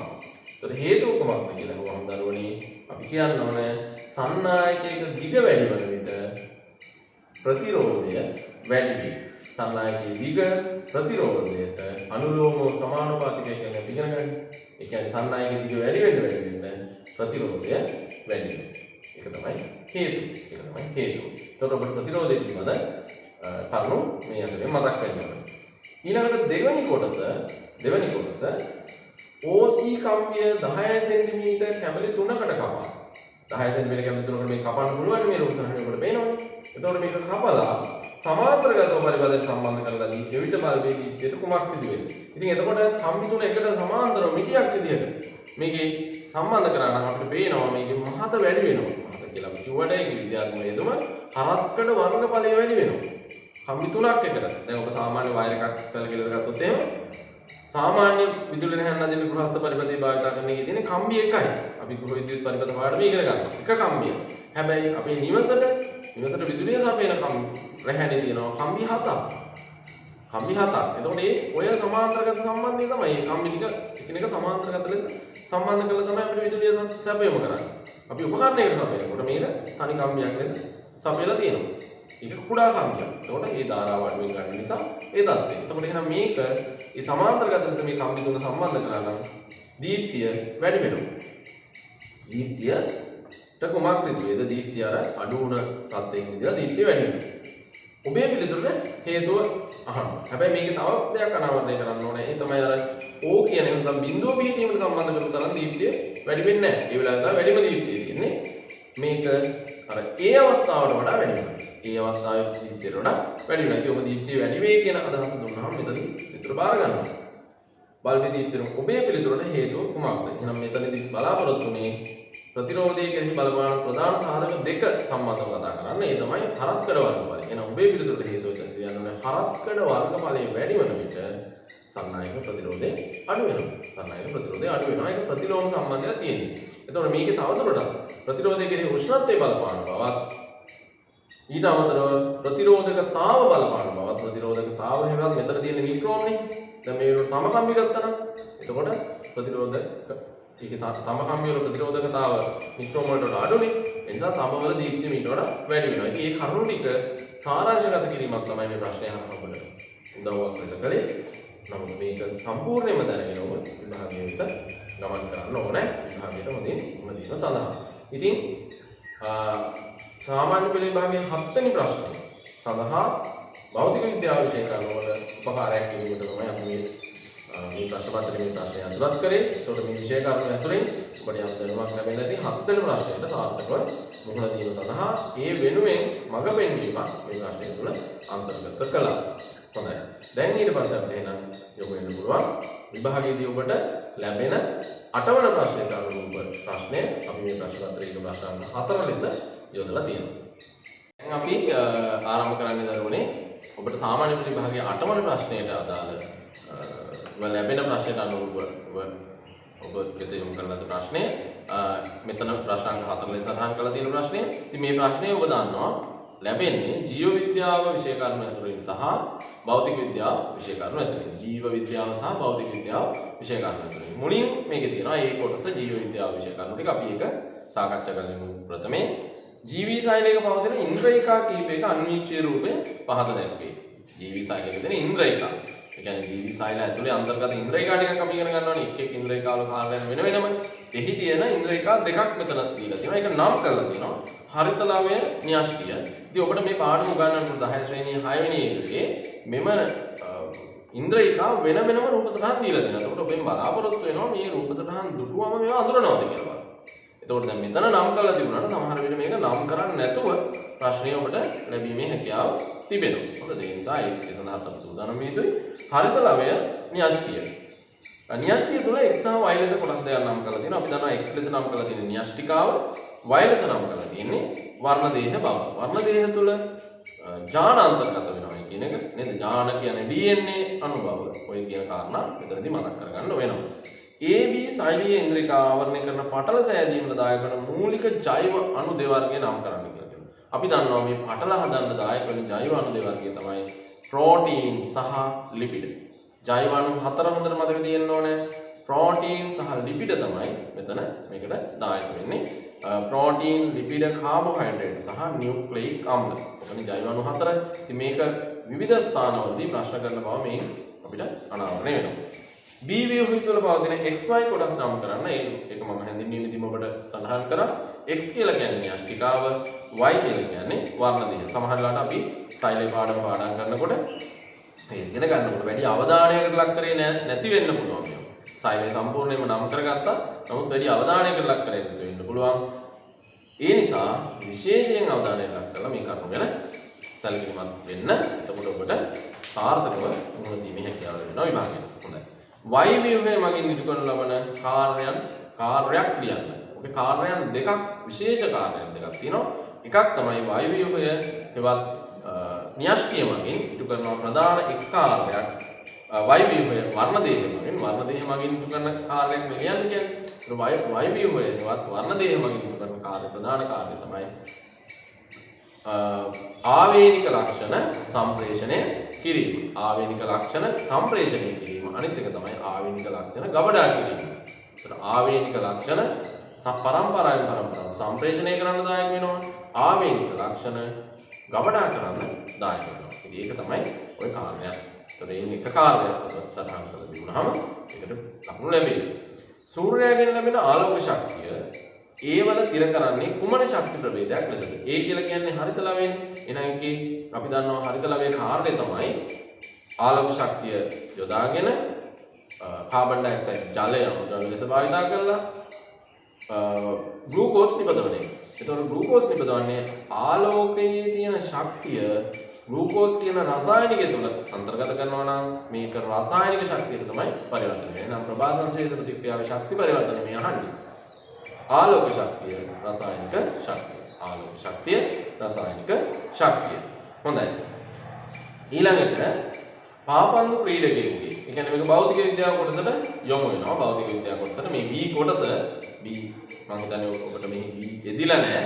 නමුත් මේක B කොටස. එතකොට පාපන්දු ක්‍රීඩකයෙකුගේ පාපහර ලක් වූ පන්දුවක් 14 ms ශ්‍රේණියක ආරම්භක ප්‍රවේගයෙන් ගමන් ආරම්භයි. එය 6 ms ශ්‍රේණියක ප්‍රවේගයෙන් බෝල කණු පසු කරයි. මේ සඳහා තත්පර 3ක් ගත විය. බෝලයේ චලිතය දැක්වෙන ප්‍රවේග කාල රස්තාරය අඳින්න කියලා කියනවා. ඔන්න ප්‍රවේග කාල රස්තාරය ඇසුරින් ප්‍රශ්න කොටසක් යොදන්න ඕන කියලා මට අදහස තිබුණා. ඒ නිසා මේ ප්‍රශ්නය මෙතෙන්ට යෙදුවා. එතකොට දැන් අපි දල ප්‍රවේග කාල රස්තාරයක් අඳින්න ඕනේ. මේ රස්තාරයේදී ඔබගෙන් බලාපොරොත්තු වෙනවා අනිවාර්යයෙන්ම මෙතන V ms ඍණ 1 ලෙස අක්ෂ නම් කිරීම. T එහෙම නැත්නම් කාලය S ලෙස අක්ෂ නම් කිරීම. ලකුණු ලබා දීමේදී අනිවාර්යයෙන්ම මේ ප්‍රස්ථාරයේ අක්ෂ නම් කිරීමට ඔබට ලකුණක් ලැබෙනවා. ඉන්පසු මෙහි ප්‍රවේගය පාපහර එල්ල කරන මොහොතේ 14යි ms ඍණ 1 ලකුණු කරලා තියෙනවා. 14යි ms ඍණ 1 ලකුණු කරලා තියෙනවා.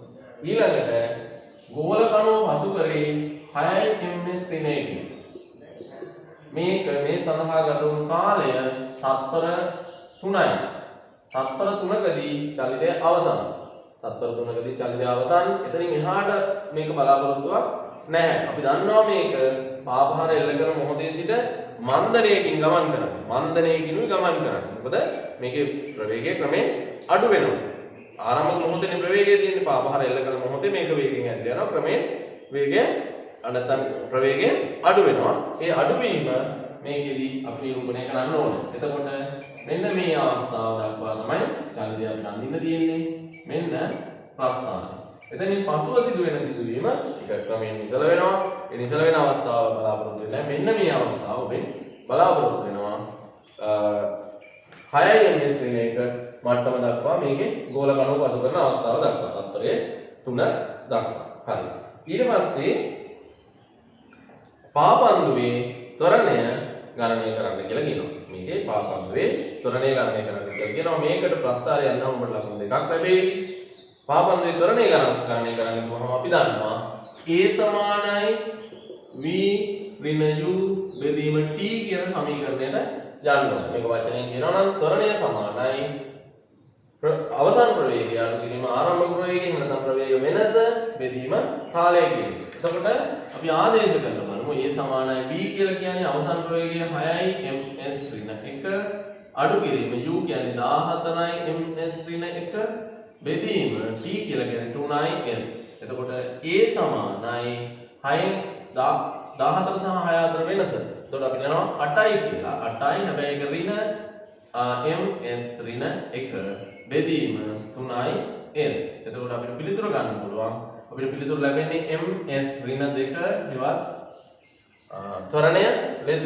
එතකොට අපිට පේනවා 2.8 බෙදීම 3නේ. 2.8 3යි ලෙස පිළිතුර ලැබෙනවා. ඒක ඍණ. එතකොට මේකේ ලැබෙන ඍණ ත්වරණයක් සහිතව අපිට ලැබෙන්නේ හෙවත් මන්දනයක්. මේක ප්‍රවේගය අඩු වෙමින් චලනය වෙලා තමයි ගෝල කණුව හරහා ගමන් කරන්නේ. පන්දුවේ ස්කන්ධය 600යි ග්‍රෑම් නම් චලිතයේදී පන්දුව මත යෙදුන අසන්තුලිත බලය ගණනය කරන්න. එතකොට තවත් සමීකරණයක් භාවිතා කිරීමේ පුහුණුව ඔබට ලබා දීම සඳහා තමයි එම කොටස යොදලා තියෙන්නේ. ඒ තමයි දැන් මේ 2.3යි ත්වරණයකට මේක ලක් වෙනවා. එතකොට එහෙනම් අපි සමීකරණය පාවිච්චි කරනවා F සමානයි ma කියන. F සමානයි ma කියන සමීකරණය. එතකොට F සමානයි m කියලා කියන්නේ ස්කන්ධය 1000න් 600යි කිලෝග්‍රෑම් වැඩි කිරීම 2.333 ms ඍණ 2. මෙන්න මේ සුළු කිරීම. එතකොට අපිට පුළුවන් මේක එන්නේ 10න් 6 නේද? එතකොට F සමානයි 10න් 6යි කිලෝග්‍රෑම් වැඩි කිරීම 2.333 nkg ඍණ 1. එතකොට පිළිතුර වෙනවා F සමානයි දැන් අපිට ප්‍රස්තාරයෙන් මෙතනින් උනත් කරමු. F සමානයි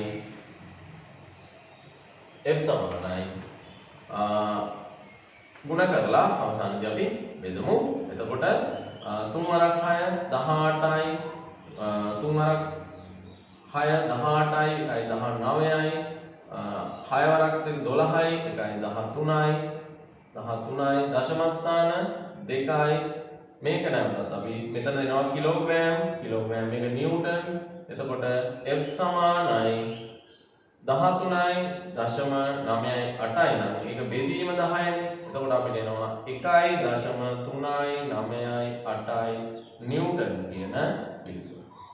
1.398 කියන පිළිතුර. එතකොට 1.398 කියන පිළිතුර අපේ එතනින් බලාපොරොත්තු වෙන්නේ බලය කොපමණ යෙදුණාද කියලා. පාපන්දුවේ ස්කන්ධයේ ග්‍රෑම් 600ක් නම් චලිතයේදී පන්දුව මත යෙදුන අසන්තුලිත බලය කොපමණද කියලා. සම්මත ඒකක වලින් ආදේශ කිරීම සිද්ධ කළ යුතුයි. ඒකයි දැන් තියෙන විශේෂත්වය. හරිද? ඊළඟට 6 වෙනි කොටසට යනවා අපි. 6 වෙනි කොටස පාපන්දු ක්‍රීඩකයා පැලඳි සපත්තුව පතුලේ ඇනවැනි ව්‍යුහ සවි කර තිබුණා. එම සපත්තුව පැලඳීමෙන් ක්‍රීඩකයාට ලැබෙන වාසිය. එනිම අපි වාසිය කියනවා. වාසිය තමයි ලිස්සා යාමෙන් වළකින. ඒ තමයි යාට ලැබෙන වාසිය. නේ? ඒක තමයි ලැබෙන වාසිය. සපත්තුව පතුල සහ බිම අතර ක්‍රියාත්මක වන කවර බලයක් නිසා ඉහත සඳහන් වාසිය ලැබෙනවා. මේ ඝර්ෂණය ගැන ප්‍රශ්න කරන්නේ. ඒකට ඝර්ෂණය වැඩි වීම තමයි මේකේ කවර බලයක් ඇත තියෙද කියලා මම කියනවා ඝර්ෂණ බලය ක්‍රියාත්මක වීම. අපි දන්නවා සපත්තු වල මේකේ කළු බව ඇති කරන්න කට්ට යෙදීම මේ වගේ යන සවි කර තිබීම ක්‍රීඩකයන් සඳහා යන සපත්තු වල. එතකොට ඒදී ඝර්ෂණය තමයි වැඩි වෙන්නේ. ඒතකොට ඝර්ෂණ බලය වැඩි වීම කියන්නේ මේකේ ක්‍රියාත්මක වන බලය කොමක් තියෙනවා මම ඝර්ෂණ බලය කියන පිළිතුර ඔයසින් ලබා දෙන්න ඕනේ. තවත් ක්‍රීඩකයෙකු විසින් ගෝලය ලබාගත් ක්‍රීඩකයා ඔසවා ගන්න ලැබෙන ක්‍රීඩාවේ සංසිද්ධිය ආශ්‍රිතව තමයි මේ ප්‍රශ්නය අහන්නේ.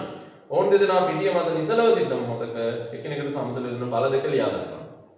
එකිනෙකට සමතල දෙන බල දෙක ක්‍රියාත්මක වෙන පොළොව මත ක්‍රියාත්මක කරනවා. එතකොට එතනදී එක බලයක් තමයි පොළොව මගින් ඉහළට එන බලය. ඊළඟ බලය තමයි ක්‍රීඩකයන් දෙදෙනාගේ බර. එතකොට ඔසවාගෙන සිටින ක්‍රීඩකයාගේ දේහය හරහා ක්‍රියාත්මක වෙනවා. එතකොට ක්‍රීඩකයන් දෙදෙනාගේ බර සහ පොළොව මගින් ඉහළට එන බලය තමයි මේකෙදි ක්‍රියාත්මක වෙන බල දෙක ඒක රේඛීය ප්‍රතිවිරුද්ධ බල දෙක. එකම රේඛාවේ ක්‍රියා කරන ප්‍රතිවිරුද්ධ බල දෙක. එතකොට සමාන්තර බල සමතුලිතතාව, ආණ්ඩ බල සමතුලිතතාව ඒ පිළිබඳවත් මතක තබාගෙන මෙහි යෙදෙන්න ඕනේ. ඒක තමයි එකක් මතක් කරගන්න. හොඳද? ඊළඟට ඔවුන් දෙදෙනාගේ මුළු බල 1200යි නිව්ටන්. දෙදෙනාගේම බල 1200යි නිව්ටන්. පොළොව මත ගැදී ඇති පාදවල වර්ග බලය 0.05 වර්ග මීටර නම් පොළොව මත ඇතිවන පීඩනය ගණනය කරනවා. ඉතින් මේ ප්‍රශ්නේ ඇතුළතදී පීඩනය සම්බන්ධ ප්‍රශ්නයකුත් යෙදුණා. right? පීඩනය සම්බන්ධ ප්‍රශ්නය තමයි. එතකොට අපි ඒකේ P සමානයි F බෙදීම A කියන සමීකරණයට යනවා. P සමාන F බෙදීම පීඩනය සමානයි බලය බෙදීම වර්ග බලය. එතකොට P සමානයි F කියලා කියන්නේ 1200යි නිව්ටන්. බෙදීම වර්ගඵලය 0.05යි වර්ග මීටර. එතකොට P සමානයි දැන් අපිට පුළුවන් මේ තියෙන සංඛ්‍යාවෙන් එක ගුණ කරලා අපිට පිළිතුර ලබා ගන්න. එතකොට 1000 බෙදලා පිළිතුර ලබා ගන්න. එතකොට 1200 අපි බෙදන්න ඕන 0.05. එතකොට අපිට ලැබෙනවා පිළිතුර විදිහට අපි මේකේ දශම ස්ථාන ඉවත් කරලා බෙදමු. ඔබ කැමති ක්‍රමේ 1200යි නිව්ටන් මේක වැඩි කරන්න ඕන 100ෙන්.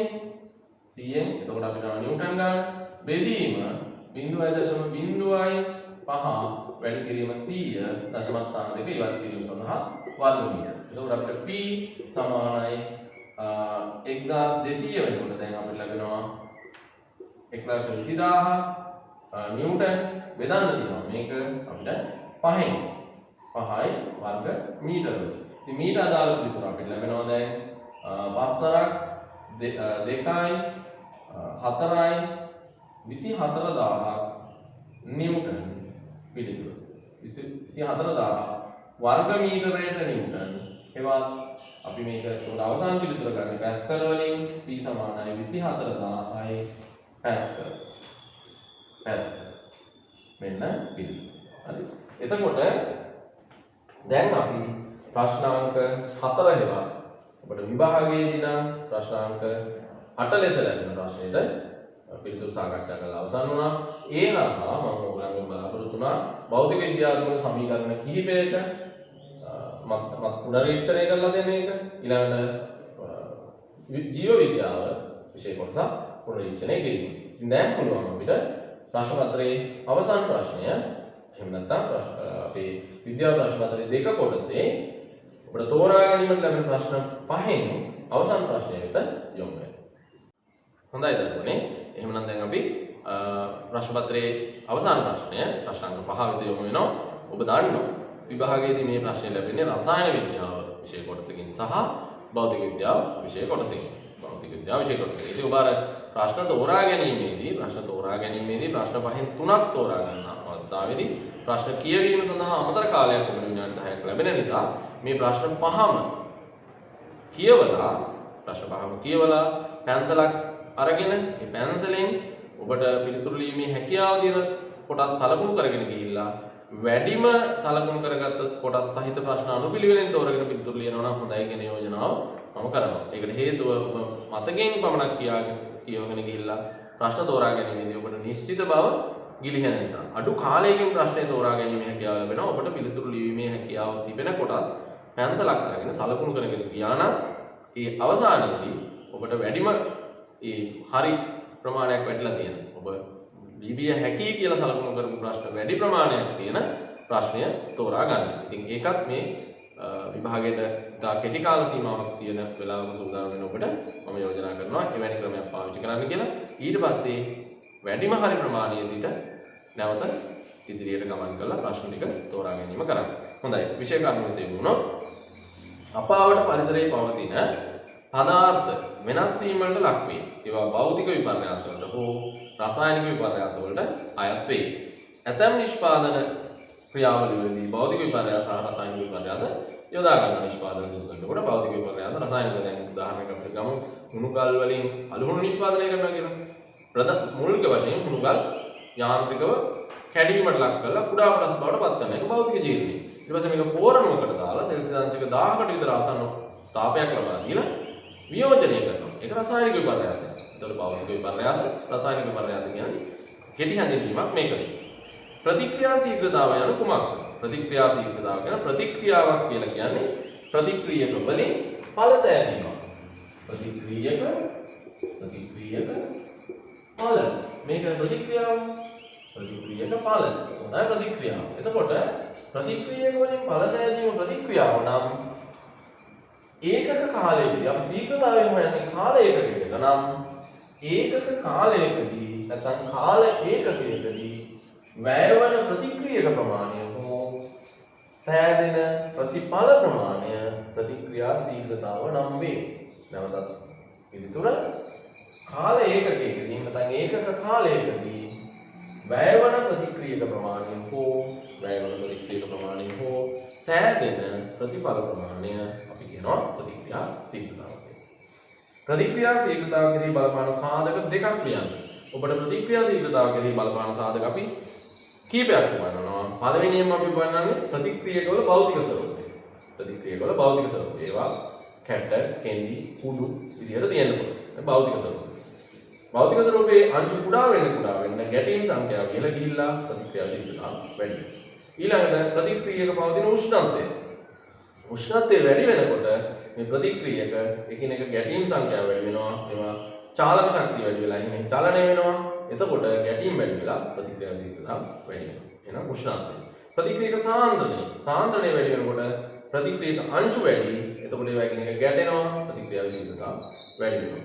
ඊළඟට අපි කතා කරනවා උත්ප්‍රේරක ගැන. උත්ප්‍රේරක කියලා කියන්නේ ප්‍රතික්‍රියාවේ ශීඝ්‍රතාවය වැඩි කරනවා. ප්‍රතික්‍රියාවට සහභාගී වෙන්නේ නැහැ. ප්‍රතික්‍රියාවට සහභාගී වෙලා හැබැයි ඒක ප්‍රතික්‍රියකව පළවලවත් අන්තර්ගත වෙන්නේ නැහැ. රසායනික විපාර්ශනයට ලක් නොවි ඉතුරු වෙනවා. හැබැයි ආ ප්‍රතික්‍රියා ශීඝ්‍රතාව වැඩි කරනවා. එහෙනම් උත්ප්‍රේරක. ඊට අමතරව වායුමය ප්‍රතික්‍රියකවල නම් පීඩනයක් බලපානවා. එහෙමනම් ඔබ මෙන්න මේ දෙකක් මේකට පිළිතුරු ලෙස තෝරගන්න ඕනේ. නැවතත් මම මතක් කරනවා. ප්‍රතික්‍රියකවල භෞතික ස්වરૂපය, ප්‍රතික්‍රියක භෞතික උෂ්ණත්වය, ප්‍රතික්‍රියකවල සාන්ද්‍රණය, උත්ප්‍රේරක, වායුමය ප්‍රතික්‍රියක නම් පීඩනය. ඔය ප්‍රතික්‍රියකවල ප්‍රතික්‍රියාව ශීඝ්‍රතාවයේ බලපාන සාධක ඔබට නිර්දේශිත. හොඳයි. ඊළඟට යකඩ නිස්සාරණය කරනුයේ රසායනික ප්‍රතික්‍රියා දාමක ප්‍රතිඵලයක් ලෙස වේ. දැන් ලෝහ නිස්සාරණයක් සම්බන්ධයෙන් ගැටලුවක් අපිට මේ වසරේ ලැබීමේ හැකියාවක් තියෙනවා. ඒ සඳහා තමයි මේ මතක් කිරීම. ඉතින් යකඩ නිස්සාරණය සඳහා යොදාගත හැකි යපස්වල අඩංගු යකඩ අඩංගු ප්‍රධාන සංඝටකය. අපි දන්නවා මේ සඳහා භාවිත කරන්නේ ධාරා උෂ්මකය. ධාරා උෂ්මකයේ ඉහළින් හීමටයිට් කියන යකඩ ඔක්සයිඩය අඩංගු අනිජය තමයි අපි මේකට ඇතුළත් කරන්නේ Fe2O3 හීමටයිට්. හීමටයිට් කියන යකඩ අඩංගු අනිජය. ඒක තමයි ඇතුළත් කරන්නේ. එම සංඝටකය යොදාගෙන යකඩ නිස්සාරණ දාන ප්‍රතික්‍රියාව දැක්වීම තුලිත රසායනික සමීකරණය ලියන්න. එතකොට Fe2O3 ඝනය සමග ප්‍රතික්‍රියා කරන්නේ CO. මේක තමයි ඔක්සිහාරකය. මේක වායුමය අවස්ථාවේ කාබන් මොනොක්සයිඩ් යකඩ නිස්සාරණය වෙනවා සහ කාබන් ඩයොක්සයිඩ් හැදෙනවා. CO2 වායුව හැදෙනවා. මෙතනදී ද්‍රව යකඩ හැදෙන එක පසුව සිසිල් වීමේදී ඝන යකඩ බවට පත් වෙනවා. ආරම්භක අවස්ථාවේ ද්‍රව යකඩ. දැන් එතකොට මේක අපි තුලිත රසායනික සමීකරණය බවට පත් කරන්න ඕනේ. එතකොට අපිට පේනවා මෙතන ඔක්සිජන් පරමාණු 3ක් අපි මේක සංසන්දනය කරලා තුලණය කරනවා. එතකොට Fe2 අපි මෙතන 2යි Fe මෙහෙම යොදනවා. ඊට පස්සේ ඔක්සිජන් 3ක් තියෙනවා. එහා පැත්තේ ඔක්සිජන් ගාන තුලණය කරන්න ඕනේ. මෙතන 3යි 4ක් තියෙනවා. අතෙන් 2ක් දැම්මම කාබන් සංඛ්‍යාව අපි යොදලා බලමු. එතෙන් කාබන් සංඛ්‍යාව දැන් ඔක්සිජන් 2යි මෙතන කාබන් 1යි අපිට ඔක්සිජන් සංඛ්‍යාව තුලණය කිරීම සඳහා මෙතන 3 ඉලක්කමක් යොදා ගැනීම තමයි වඩා වැදගත් වෙන්නේ. අපි බලමු 3යි ඔක්සිජන් 6යි. එතකොට මෙතන 3යි CO2 දැම්මම මේ සමීකරණය තුලණය වෙනවද කියලා නැවත වරක් යකඩ පරමාණු ෆෙරස් පරමාණු 2යි 2 මෙතන තිබෙනවා. ඊළඟට ඔක්සිජන් පරමාණු 3යි 6යි 3යි 6යි මෙතන ඔක්සිජන් පරමාණු 6 තියෙනවා. කාබන් පරමාණු 3යි එක මෙතන තිබෙනවා. එතකොට මෙවැනි සමීකරණයක් ලියලා තුලිත කරන එක ඔබට යාව තිබිය යුතු. ඒ සඳහා විශේෂ සමීකරණ කීපයක් පමණයි ලැබෙන්නේ. එම සමීකරණ පිළිබඳව අවබෝධය ඔබට තිබෙනවා. යකඩ නිස්සාරණය පිළිබඳ සමීකරණය විභාගෙදී ලිවීමේ හැකියාව සහිත ඔබ විභාගයට පැමිණ සිටින්න ඕනේ. ඊළඟට යකඩ නිස්සාරණ ක්‍රියාවලියේදී නිපදවන කාබන් මොනොක්සයිඩ් වලින් ඉටු කරන කාර්ය ක්‍රමයක්. ඒක තමයි යකඩ ඔක්සයිඩ ඔක්සිහරණය කිරීම සඳහා. ඒක තමයි ඒ කාර්යය. යකඩ ඔක්සයිඩ ඔක්සිහරණය කිරීම. ඔක්සිහාරකය ලෙස තමයි යකඩ ඔක්සයිඩ ඔක්සිහරණය කිරීම. කැල්සියම් කාබනේට් කිලෝග්‍රෑම් 500ක් වියෝජනයෙන් සාධන කාබන් ඩයොක්සයිඩ් ස්කන්ධය ගණනය කරන්න. කාබන් ඩයොක්සයිඩ් ස්කන්ධය ගණනය කරන්න. එතකොට අපි මෙන්න ඒක ගණනය කරන ආකාරයෙන් ඔබට එහිදී ලබා දීලා තියෙන දත්ත සමූහයක් ඒ තමයි CA සමානයි 40යි C සමානයි 12යි O සමානයි 16යි කියලා. එතකොට හැදෙන කාබන් ඩයොක්සයිඩ් ස්කන්ධය තමයි මුලින්ම අපි තුලිත රසායනික සමීකරණයේ සඳහා ලියාගෙන ඉන්න ඕනේ. කැල්සියම් කාබනයේ ඝනය වියෝජනය වෙලා තාපය ලබා දුන්නාම වියෝජනය වෙලා කැල්සියම් ඔක්සයිඩ් ඝනය සහ කාබන් ඩයොක්සයිඩ් වායුව හැදෙනවා. එතකොට මේක තුලිතද කියලා මුලින්ම බලන්න ඉන්න ඕනේ. අපිට බැලුවම පේනවා කැල්සියම් පරමාණු 1යි, කැල්සියම් පරමාණු 1යි, කාබන් පරමාණු 1යි, කාබන් පරමාණු 1යි, ඔක්සිජන් පරමාණු 3යි, මෙතන 1යි, මෙතන 2යි, ඔක්සිජන් පරමාණු 3යි. එහෙනම් අපිට පේනවා මේක තුලිත රසායනික සමීකරණයක් බව. තුලිත රසායනික සමීකරණයක් නම් අපිට මෙතනින් බලා ගන්න පුළුවන් එක කැල්සියම් කාබනේට අණුව වියෝජනය වෙනවම කාබන් ඩයොක්සයිඩ් අණු එකක් හැදෙන බව. මේකෙන් පැහැදිලි. එහෙනම් ස්කන්ධය බලගන්න. අපි මෙහෙම කරනවා. මෙතන අපි සාපේක්ෂ අංක ස්කන්ධය හදනවා. හදපුවම එක වැඩි කිරීම 40යි. එකතු කිරීම එක වැඩි කිරීම 12යි. එකතු කිරීම 3 වැඩි කිරීම 16යි. එතකොට 40යි එකතු කිරීම 12යි එකතු කිරීම 48යි. එතකොට සම්පූර්ණ පිළිතුර 100යි ග්‍රෑම් ලැබෙනවා. 100. එතකොට මෙතන කාබන් ඩයොක්සයිඩ් වලත් අපි හදනවා කැල්සියම් ඔක්සයිඩ් ගැන විමසීමක් කරලා නැති නිසා අපිට කාබන් ඩයොක්සයිඩ් විතරක් හදන්න පුළුවන්. එක වැඩි කිරීම 12යි. එකතු කිරීම දෙක වැඩි කිරීම 16යි. එතකොට 12යි එකතු කිරීම 16යි. 12යි එකතු කිරීම 32යි. එතකොට සම්පූර්ණ පිළිතුර 44යි. ග්‍රෑම් අපිට ලැබෙනවා. දැන් මෙතනදී ග්‍රෑම් ලෙස මම යෙදුවේ අපිට ස්කන්ධය ගණනය කරන්න තිබෙන නිසා. නැත්නම් සාපේක්ෂ අණු ස්කන්ධය පමණක් දැරීමේදී නැත්නම් සටහන් කිරීමේදී අපිට ග්‍රෑම් අවශ්‍ය වෙන්නේ නැහැ. මෞලික ස්කන්ධ ලියීමේ තමයි මෞලික ග්‍රෑම් කියලා ඕන. ඊට නම් මෙතන අපි දැන් අපිට පේනවා එක අණුවකට එක අණුවක් හැදෙනවා නම් මෙතන ග්‍රෑම් 100කට ග්‍රෑම් 44යි හැදෙන්නේ. ඉතින් මේක හොයාගත්තට පස්සේ අපිට පුළුවන් යන්න එහෙනම් කැල්සියම් කාබනයේ 100යි ග්‍රෑම් වියෝජනයෙන් CO2 කාබන් ඩයොක්සයිඩ් සමානයි 44යි ග්‍රෑම් කියලා. ඊළඟට 44යි ග්‍රෑම් කියලා. ඊළඟට එම නිසා කැල්සියම් කාබනයේ 500යි ග්‍රෑම් වියෝජනයෙන් කාබන් ඩයොක්සයිඩ් සමානයි 100ට 44 නම් වැඩි කිරීම 500යි ග්‍රෑම්. එතකොට 100ට 44 නම් 500 ග්‍රෑම් අපිට එනවා 144 නම් 500 ග්‍රෑම් කිව්වහම 44 වැඩි කිරීම 5 බව 5 වරක් 4 20යි 5 වරක් 4 20යි 2යි 220යි ග්‍රෑම් ලෙස පිළිතුර ඔබට ලැබෙනවා. එතකොට පිළිතුර ග්‍රෑම් 220. හොඳයි. එතකොට රසායන විද්‍යාවේ එම ගණනය කිරීම අවසන් වුණාට පස්සේ අපිට තියෙන මේකේ B කොටසට යමු වෙන. ඉතින් මෙතනදී අපි බලාපොරොත්තු වෙනවා රසායන විද්‍යාවේ යම් විශේෂ කරුණු ප්‍රමාණයක් රසායන ගණනය කිරීම සම්බන්ධව ඔබට තිබෙන ඒ විභාගයේ වෙත යොමු වීමේදී ඔබ තුරු තිබිය යුතු දැනුම අලුත් කිරීම. ඊළඟ B කොටසේ පහත රූපයේ දැක්වෙන්නේ එක්තරා ධ්වනි ප්‍රභවයකින් අවස්ථා දෙකකදී නිකුත් වූ තරංග ආකාර දෙකක්. මෙවැනි ප්‍රස්තාර වලින් අපිට ප්‍රශ්න ලැබෙනවානේ. එතකොට සංඛ්‍යාතයේ ඉහළගයක් ගන්නේ කුමන අක්ෂරයෙන් දැක්වෙන ප්‍රස්තාරයක? අපි දන්නවා සංඛ්‍යාතයේ වැඩි වෙන්නේ කම්පන වාර ගණන වැඩි වෙනකොට. කම්පන වාර ගණන තත්පර එකකදී සිදුවන කම්පන වාර ගණන අපි සංඛ්‍යාතය ලෙස අදහස් කරනවා. ඉතින් එහෙනම් අපිට පැහැදිලිව පේනවා තත්පර 4ක කාලයක් මේ ප්‍රස්තාර දෙකෙන් වෙන්නලා තියෙනවා.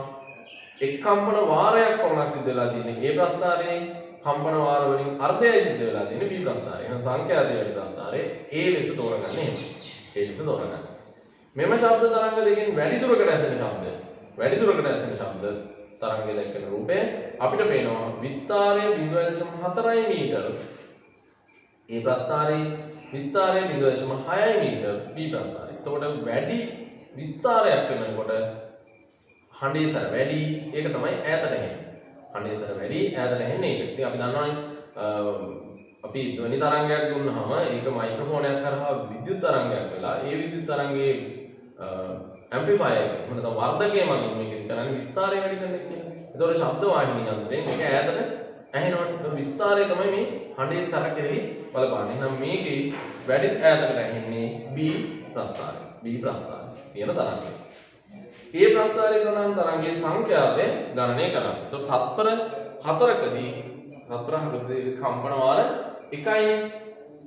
එහෙනම් අපිට සංඛ්‍යාතය ගණනය කරනකොට අපිට පාවිච්චි කරන්න පුළුවන් 1යි තත්පර 4කට. එහෙනම් අපි තත්පර 1කට මේක හොයන්න ඕනේ. තත්පරයේ 1කට නිහඬ ගන්න හොයන්නේ. එහෙනම් මෙතන තත්පර 4කට තමයි ලැබිලා තියෙන්නේ. සංඛ්‍යාතය සමානයි 1 බෙදීම 4යි.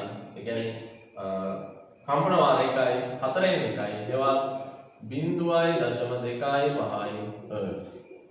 0.25 හර්ට්ස් ලෙස තමයි ඒකේ පිළිතුර ලැබෙන්නේ. මොකද මේකේ තත්පර 1ක් තත්පර 4ක් තුළ එක් කම්පන වාරයක් පමණයි සිදු වෙලා තිබෙන්නේ. හොඳයි. ඊළඟට තත්තු කම්පනය කිරීම වගින් ධ්වනිය නිෂ්පාදනය කළ හැකියි. තන්තු කම්පනය කිරීමෙන් ධ්වනිය නිෂ්පාදනය කරන්න පුළුවන්. තන්තු කම්පනයෙන් හඬ නිපදවන භාණ්ඩ දෙකක් නම් කරන්න. ඒ කියන්නේ ඔබට සංගීත භාණ්ඩවල මේ හඬ නිපදවීම පිළිබඳව ඇතිවන සිද්ධාන්තයත් මේකෙදි මේ පාඩමට ඇතුළත් කරලා තියෙනවානේ.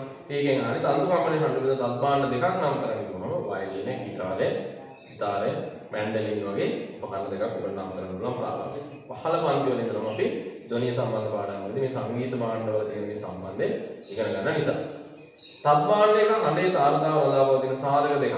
තාරතාව එවත් ස්වර වෙනස් වීම බලපාන්නේ තත් භාණ්ඩයක තත්තේ හරස්කඩ වර්ගඵලය. තතේ ඒකීය දිගක ස්කන්ධය කියලා අපි උගත් දෙනවා. තතේ හරස්කඩ වර්ගඵලය. ඊට අමතරව තතේ ආතතිය ඒක කොච්චර ඇදිලා දෙනවද කියන එක.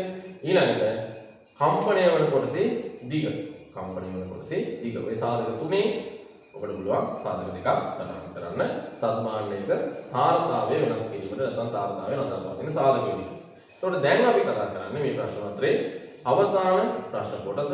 ඒවා දිනක් පාසල් නොගොස් නිවසේ නතර වූ දරුවෙකු පාසලේ 7:30 නාදවන පාසල් සීමාවට ඇසුනේ 7:30යි තත්පර 3ට වාදයේ ධ්වනි ප්‍රවේගය 330 නම් පාසල හා දරුවා අතර මේ මොහොතේ පරතරය. පාසල් එන්න කියන දවසටනේ අපිට යන්න ඕනේ. එතන මේ වාතාවරණයත් එක්කම ලැබිච්ච හොඳ ප්‍රශ්නයක්. එතකොට ආසන්න කෙනෙකුට මේක ඇහුණ හැටි. ඒතකොට පාසල සහ දරුවාගේ නිවස අතර පරතරය. දැන් අපි වාදයේ ධ්වනි වේගය දීලා තියෙනවා. වාදයේ ධ්වනි වේගය 330යි ms ඍණ 1 කියලා. එතකොට මෙයාට තත්පර 3කට පසුව තමයි මේක ඇහිලා තියෙන්නේ. එහෙනම් වාතයේ ධ්වනි වේගය සමානයි 330යි ms ඍණ 1. ගමන් කළ කාලය අපිට මේකෙත් පේනවා. ගමන් කළ කාලය සමානයි තත්පර 3යි. එහෙමනම් නිවස සහ පාසල අතර දුර සමානයි 330යි ms ඍණ 1 ගුණ කිරීම 3යි s වෙනවා. තත්පර 3න්නේ තත්පරයකට මීටර ගන්න මේක දීලා තියෙන නිසා. ඉතින් අපිට පේනවා 3 වරක්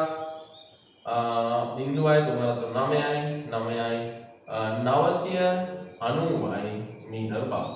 එතන අවසන් පිළිතුර මේ විදිහට ගණනය කරන්න පුළුවන්. ඉතින් අපි දන්නවා ප්‍රශ්න පත්‍රයේ පුරාවටම යම් ගණනය කිරීම ඔබට ලැබෙනවා.